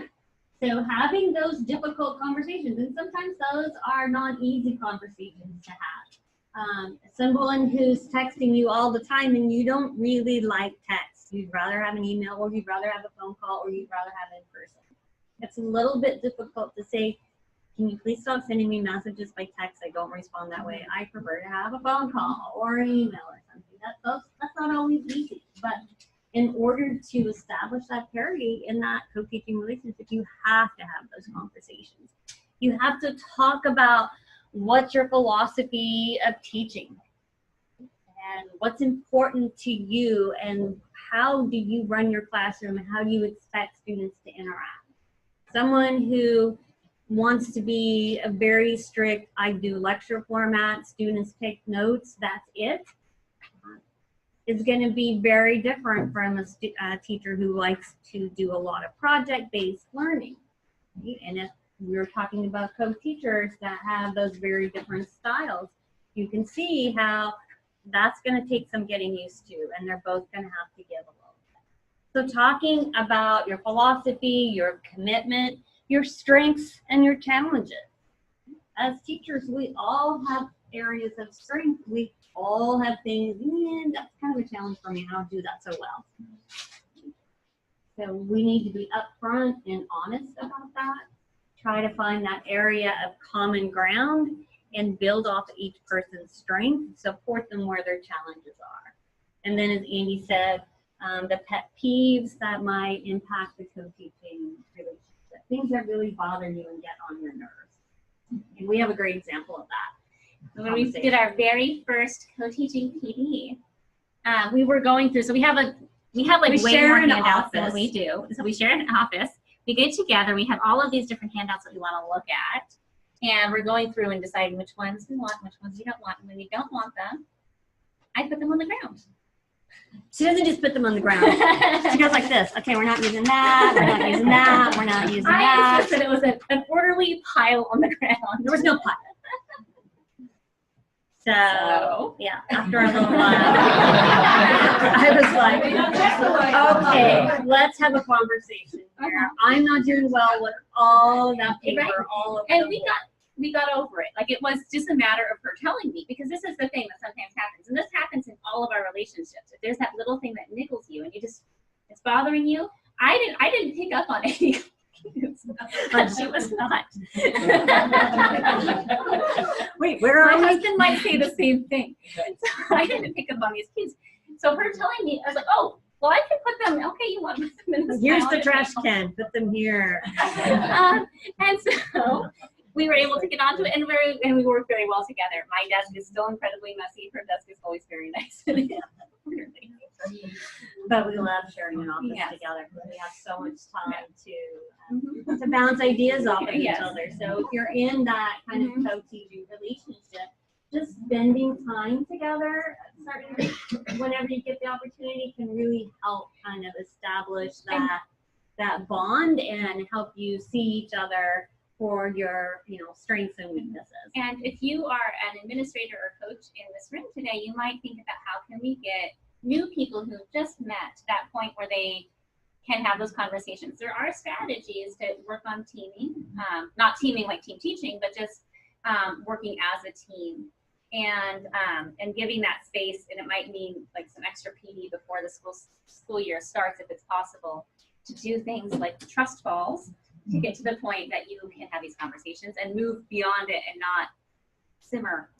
Right, and so that means, letting teachers know in advance, more than 24 hours in advance, that they're going to be co-teaching that year or that semester, giving them time to build that relationship. That doesn't even begin with lesson planning, but just having those conversations around, well, what's your teaching philosophy? What's your behavior management strategy? How do you do homework? How often do you communicate with parents? What's your way to do that? Those are really important things to think about and start to have conversations about before you even get to that lesson planning. All right, so now you're experts. You've had all those difficult conversations. We want to start talking about how do I do my lesson plans. So I'm going to be invited. Would you want to do these first? Oh, yeah, kind of going through, these handouts are in your folder. So this is the infused skills grid. And this goes back to what we were talking about this morning, planning for specially designed instruction, planning for how do I do my IEP goals in my various classrooms. So there's just 2 tools in there. Kathy was so generous to make color copies, which is awesome. So there's one called the Infused Skills Grid that might be beneficial for you. And there's an example in there and a couple of blank templates, but it shows you how to think about the skills or the IEP goals, you can think of it that way, that the student needs to cover. And if you put those across the top, then the activities, if you're in elementary, or the subject areas, the content areas, going along the vertical on the left, and you can start to map out, where am I going to collect data or work on this skill or this goal? So it's a nice planning tool for you as you're starting to think about, how am I going to make sure I get all of these goals covered in my various classes as I'm co-teaching. And then there's a second handout in there, and I have no idea how it copied one on top and one upside down, but you have a handout and it's not upside down. It's just another tool to plan for instruction, another way to think about how am I going to make sure I cover the various goals of all my learners in my co-taught classrooms. Okay, so thinking about the actual lesson planning. Did you want me to? Yes, you should have the blank lesson planning template. I think we're going to do this one. I think this one shows up first. In your handout packet. In this template, you can see that at the top of the lesson plan, we have the subject area, content area, the standard, the objective, the essential questions, all that nitty-gritty information you need to include in your lesson plan, right? But in the main body of the template, we have an area to mark the different co-teaching strategies that are being used. So the template is broken up into the 3 big areas of a lesson. They call it beginning, middle, and end. The I do, we do, you do. The anticipatory set, the instruction, and the wrap-up, however you want to call it, the 3 main bodies of the lesson. But it gives you a space to mark, okay, which co-teaching strategy are we going to use? And then the amount of time we're going to spend in that portion of the lesson. What's the general education teacher going to do, and what's the special education teacher going to do?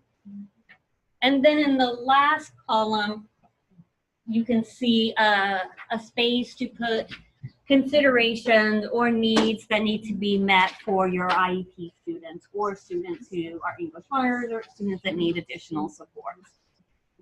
So if you are doing co-teaching and you don't have a particular lesson plan template, you might find this a really helpful way to get started thinking about what the GE teacher is going to do and what the SE teacher is going to do. Again, going back to that documentation, you could also put this into a Google Doc form and have that where both teachers are working on it at one time. So I have some examples for you, and Andy just passed out the team teaching one. So this is a team teaching lesson. It's a language arts lesson on adjectives. And you can see from the lesson plan, in the beginning, the first part of the lesson, they are using team teaching. And so both teacher 1, the general ed teacher, and the teacher 2, the special education teacher, are doing similar things. They're circulating and pointing out the adjectives and calling on random students. So in a team teaching lesson plan, you would see that both teachers are doing very similar things. So that's how they start out the lesson. Then in the middle of the lesson, they continue to use team teaching for a portion of it, and then they go into one teach and one support, or one teach, one assist.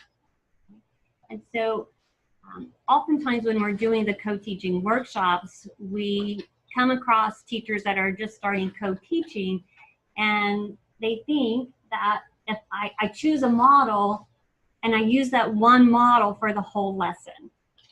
And you may or you may not.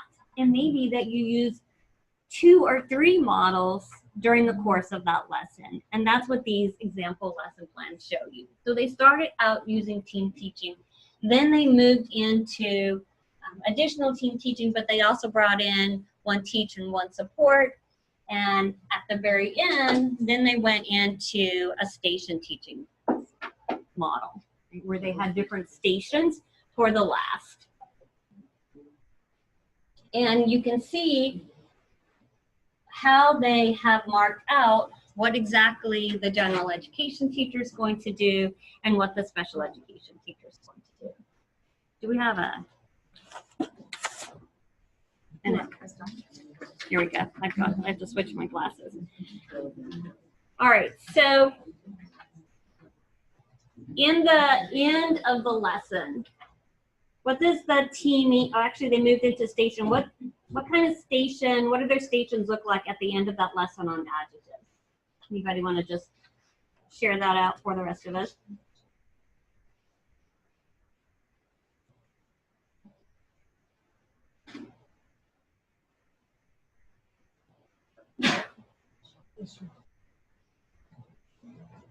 So at the end, they've moved from team to station. So can you see in the lesson plan where it says teacher 1 and 2 set up stations for students to rotate around, describing various objects at the different stations.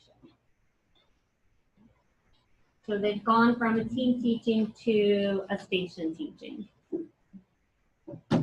And then after they have done the stations, teacher 2, which would be the special ed teacher, will pass out the assessment on adjectives. What do you see in that consideration column? Go back to, you probably can't read it on here from where you are. That's why I handed out. Someone has to do it orally. Right.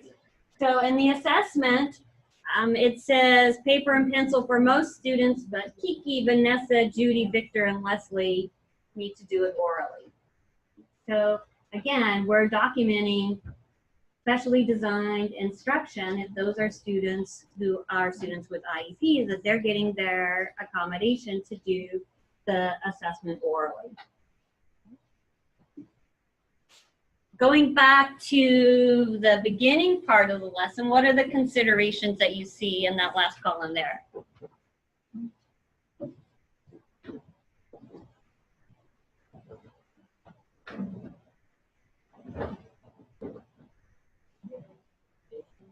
We see some accommodations there, right? What does Justin need?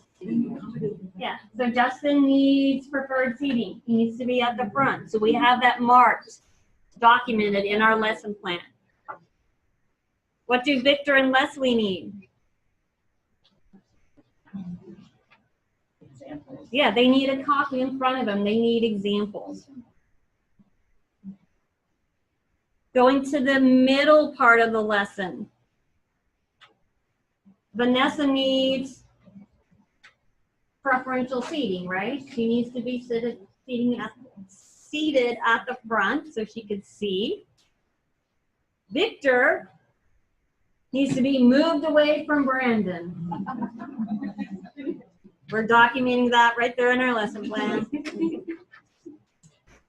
And then describe what the video is going to be about to Judy and Kiki. So doing a little pre-teach to them, letting them know ahead of time what's coming up in the video. Okay. Did you pass out other ones? I didn't, no. So let's look at just one more example, the parallel. In this one, they use parallel and they use one teach, one assist.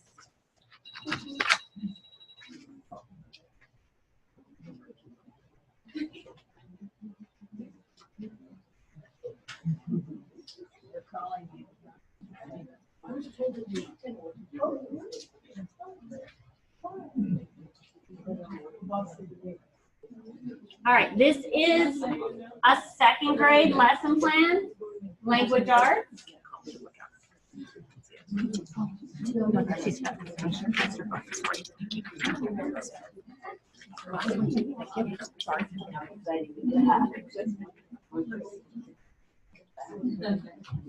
All right, how does the lesson begin?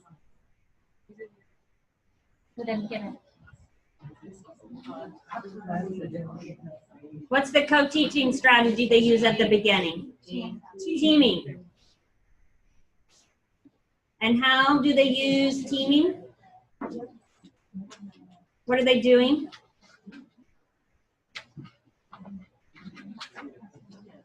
distributing a cookie, right? They're both going around passing out cookies. Again, this is a language arts.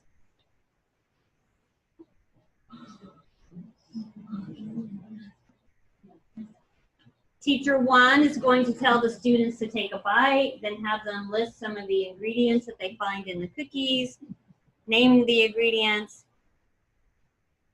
and then after the students name the possible ingredients, Teacher 2 will have the students discuss the steps that are followed when baking cookies.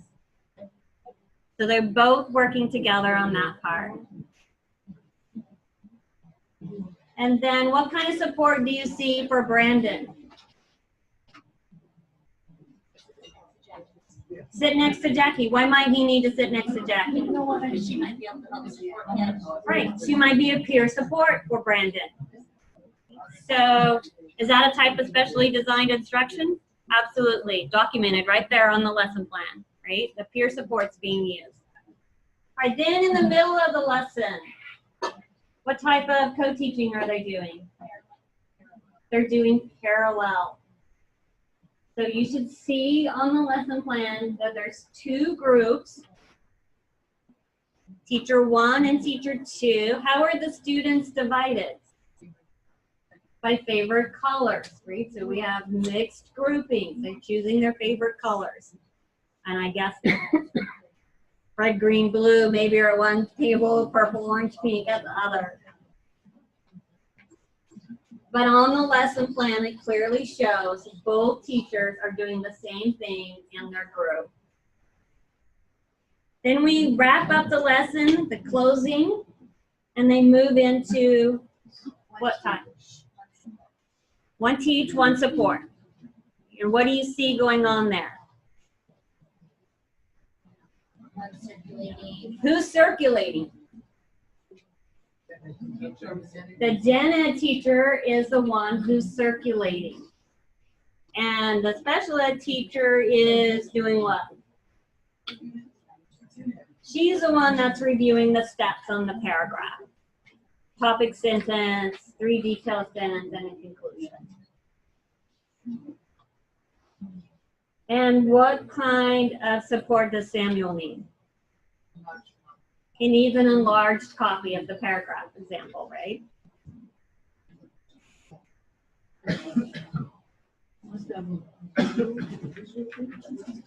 Is it starting to make sense how to do the lesson planning and how you can document the co-teaching and the SDI in there?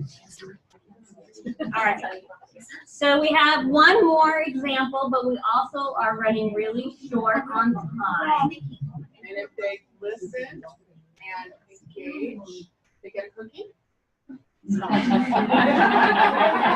everyone's thought here. Absolutely. Actually, I'm engaged.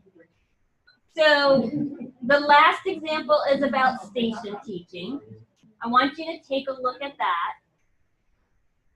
But rather than us spend time going through it, I want you to start to think in your table group how you could plan a lesson. So take your lesson plan template.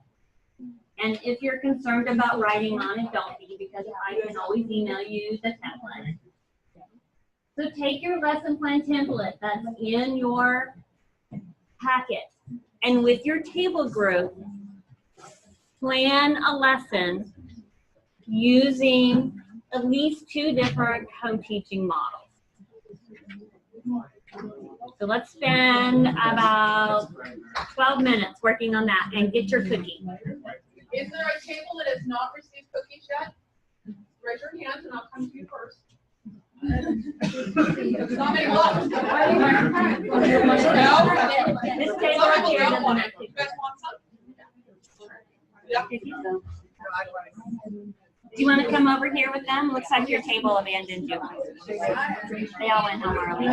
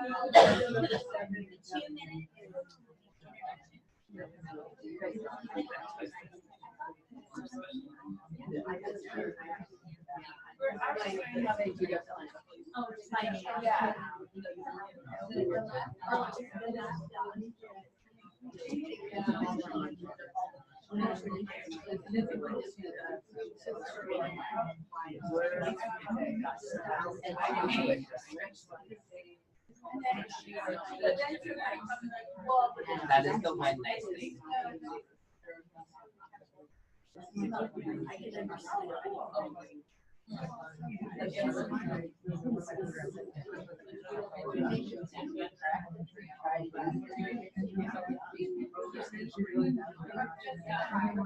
I want to try something.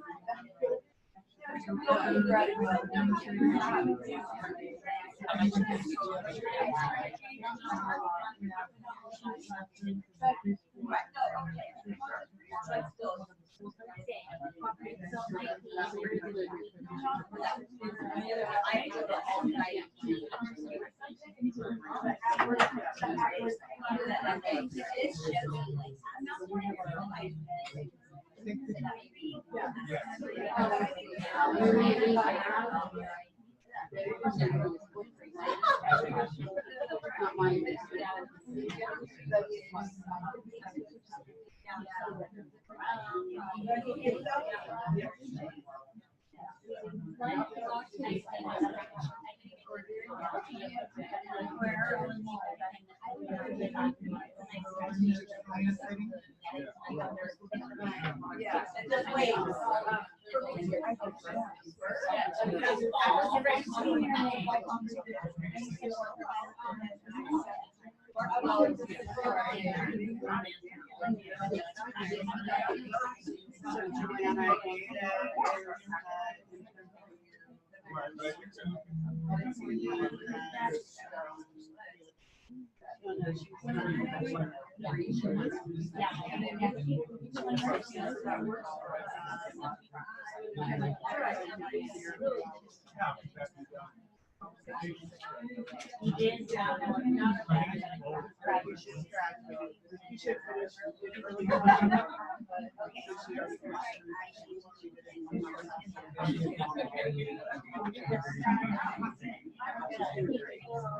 I'm gonna write that up on the board. I think it is useful to talk about that time to plan. We have,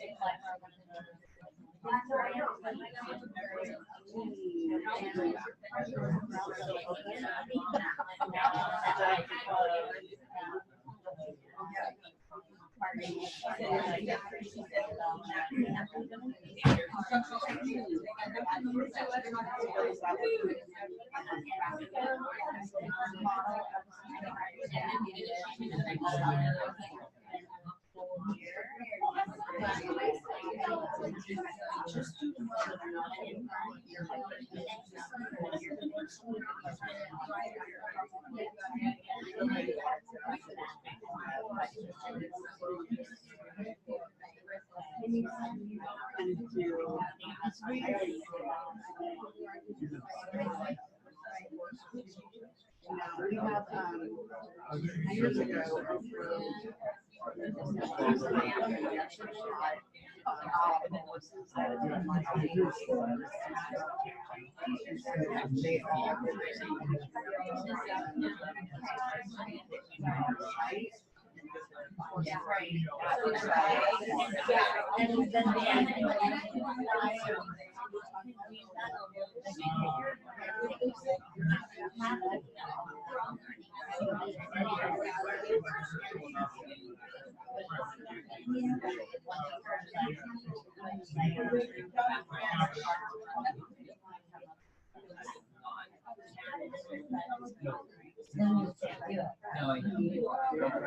yeah, I used to go and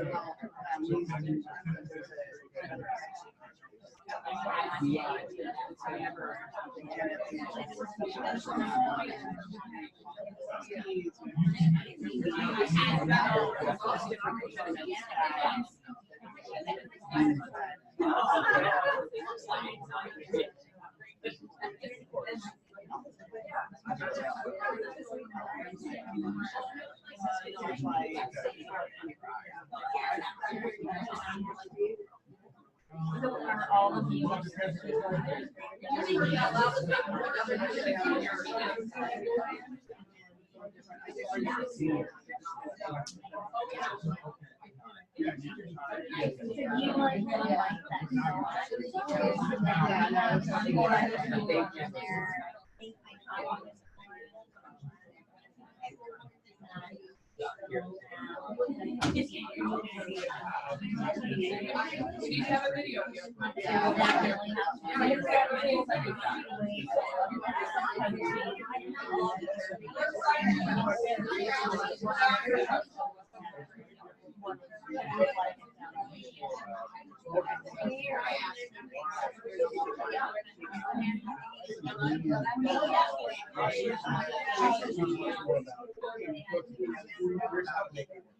Whereas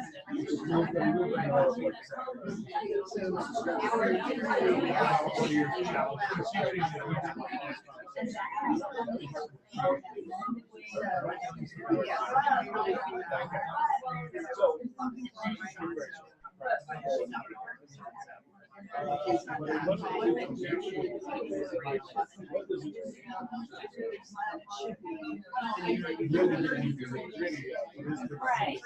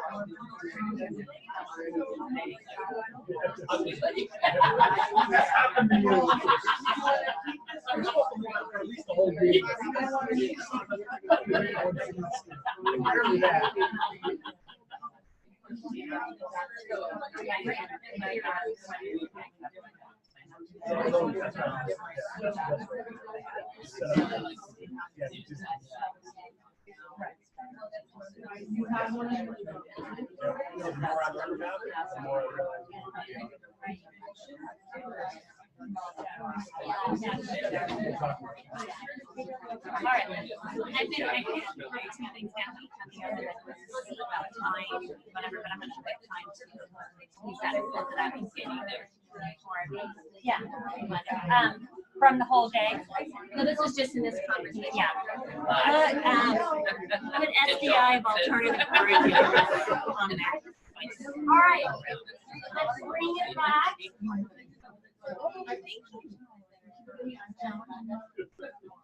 As you're finishing up, let's take a few minutes to share out some of our ideas from our lesson plan. So rather than sharing your whole lesson plan, start from finish, let's give the gist of your lesson plan and one of your co-teaching strategies and how you used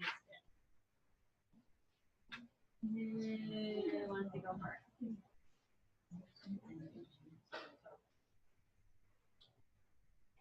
I know you guys over here were doing a great job. You want to share out first?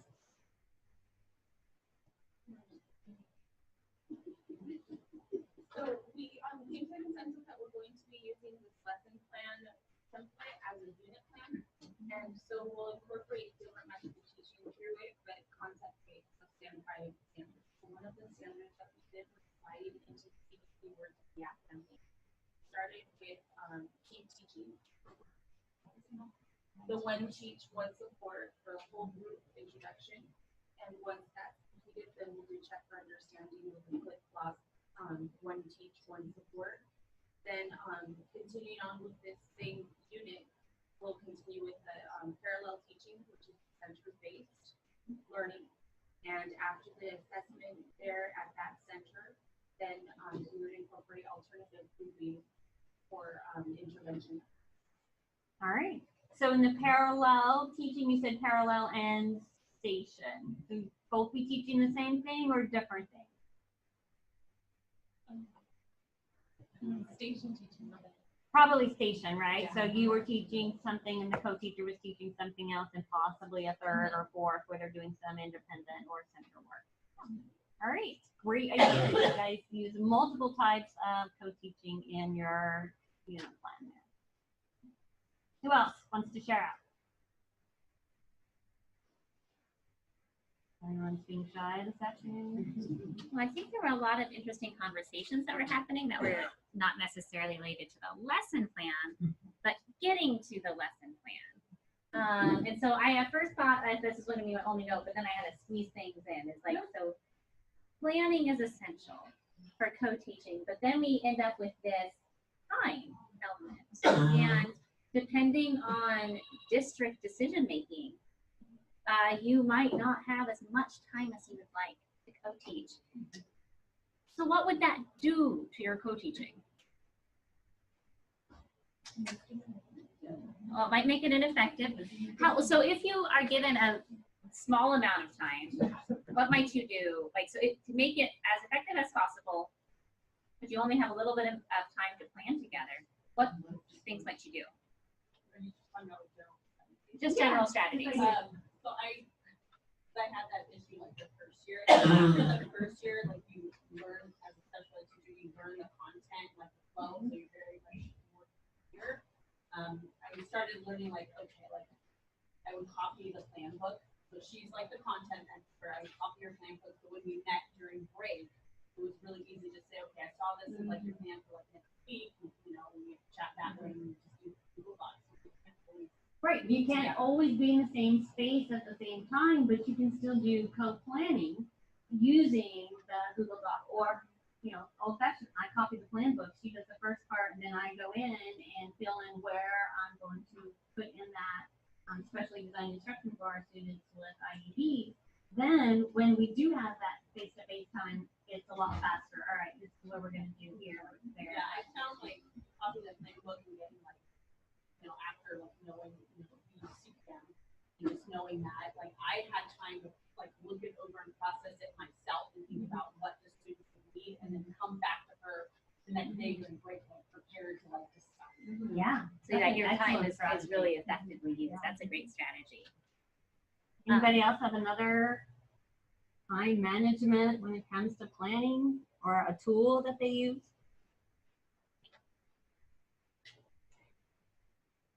So I know, so ideally you would meet for an hour before school every day and come up with related dynamic lessons, and you might change it up based on exactly what happened yesterday and what needs to happen today. But if you have a little bit of planning, I know that there was Inclusion Collaborative brought them here a few years ago. I can't remember their names. There was a co-teaching here. They talked about, it was in math instruction, and one teacher took on part of the math instruction. The other teacher took on, like I remember the other teacher did the application part. And so they kind of came to, they were going to do stations and they were going to tackle different parts. And then they always shared what they were going to be doing before they did it. But they divvied up the work. It worked for them. The special education teacher was able to implement SDI in her portion. And so they didn't have to meet every time to say, what are you doing? What are you doing? Especially with math instruction, there's kind of usually standard chunks of the lesson. So, but it might limit you. You might say, we can't do team teaching because team teaching takes too much planning. We're gonna do something else. There also has to be kind of that, the system has to support what you want to do. So at the systems level, there has to be, like we have a PE teacher that releases the teachers that are grade level, and then the teachers get to meet for 50 minutes. Yeah. And then they have 2 40-minute periods during the week where they can meet with the coach or. Yeah. So the master schedule is so important. That support, the support at the constant collaboration at the site level and the district level. There has to be support for that. I mean, a lot of our co-teaching starts out as grassroots, but that's not always sustainable. We need that support. We need planning time. We need to think about creative ways that we can get together. So we all have our PE at the same time, or we have, once a week a planning block or something like that, because planning is essential. And there's no one right or wrong way to do it. We just know we need to do it. And so there's lots of different creative ways that teachers and districts are trying to support that. But don't be afraid to advocate for yourself. If you've been put into a situation that you are co-teaching or are wanting to co-teach, speak up and do it in a respectful voice, as I know you always would, but let the administrators know, to be effective, I need more time to plan. And they're not going to give you the moon, but if you get an extra 20 minutes a week, if you get an extra hour a week, that just means that there's so much more that you can do. And I went to a presentation once, and something that was said there that really struck at me. It's better to have 4 days of high quality co-teaching than 5 days of really bad coaching, or of not effective, of one teach, one observe the entire time. Making it up as you Or making it up as well. co-teaching. Right. A lot. Yeah, so or to the gen ed say that. teacher doing all the planning, the special ed teacher running in the door saying, what are we doing today? Okay, I'll just stand back and I'll see what observe I or assist. And that might not be effective. When you consider that we do have IEPs, that's a real thing. And it can take a long time. I had an IEP meeting one year. This is not something to be proud of. It was 21 hours. Well, they kept signing it, and then the parents would come back and say, actually, I don't agree with the goals. Please. And so we'd reopen it, and it was 21 hours with this one family to get their IEP.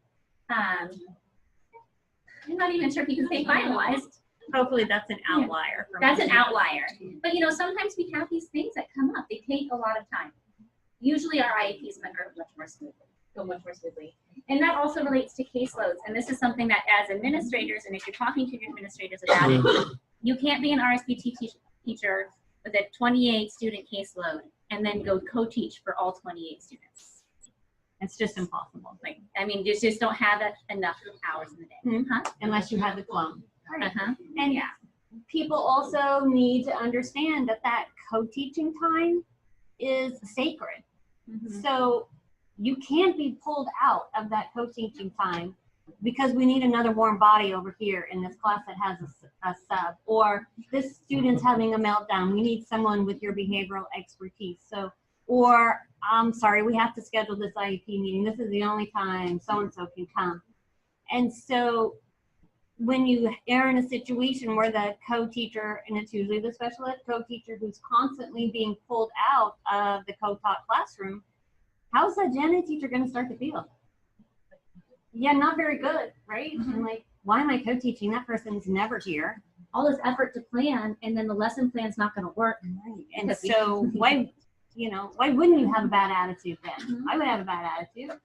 And so we need to make sure everyone's on board, and that might be having that conversation with your principal. You cannot ask me to do this and that. So I'm co-teaching, that's our initiative, we're supporting that. Please don't ask me to step out and do something else for somebody else, because that totally ruins that co-teaching relationship. And even before you start teaching, you should have that administrative discussion, planning, scheduling time, setting up for collaboration, or you won't. And then co-teaching gets a bad word and no one ever wants to do it again. So in Rich Via, has anyone seen the inclusion education checklist by Rich Via? It's a whole schoolhouse model of inclusion. And you know that the foundation with the admin and the support, there's gotta happen if you want co-teaching successfully. It can happen unsuccessfully, but then that's a bad. We don't really want that. No one wants it ever again. So just remember that you really gotta get your administrative buy-in.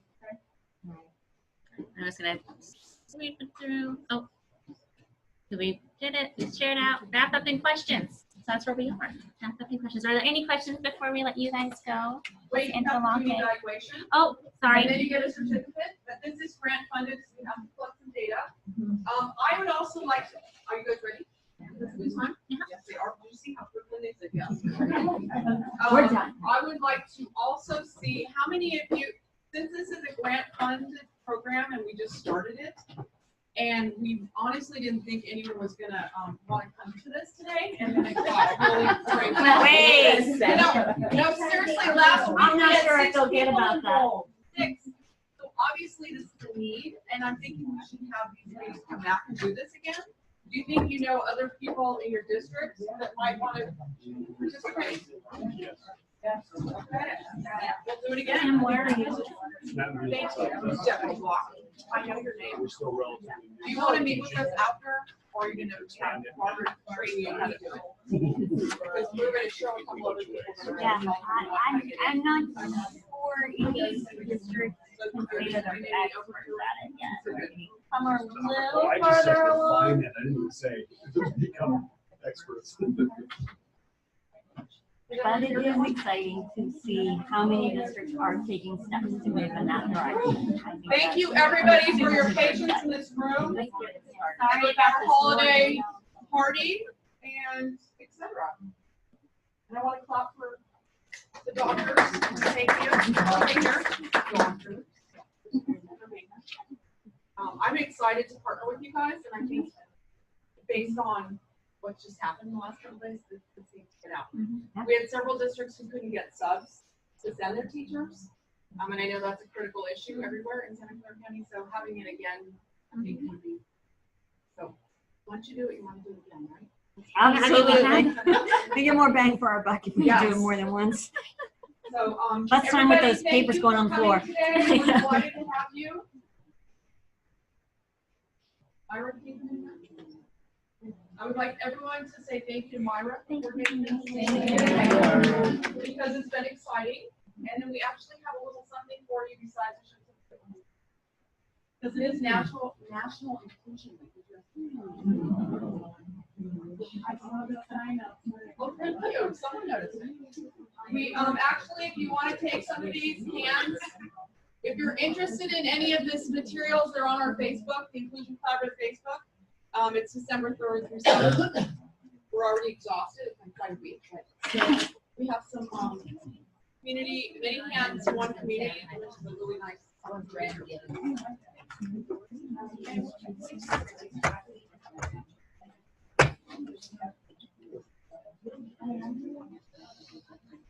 Just extra handouts. You can keep on the folders and throw the extras in.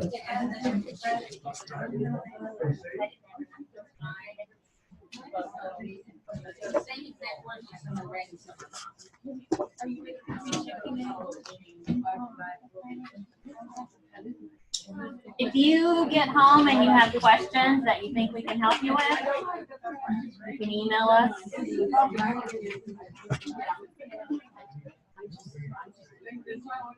All right, you want to stop the Zoom? Good idea. I don't know how to do a PC meeting.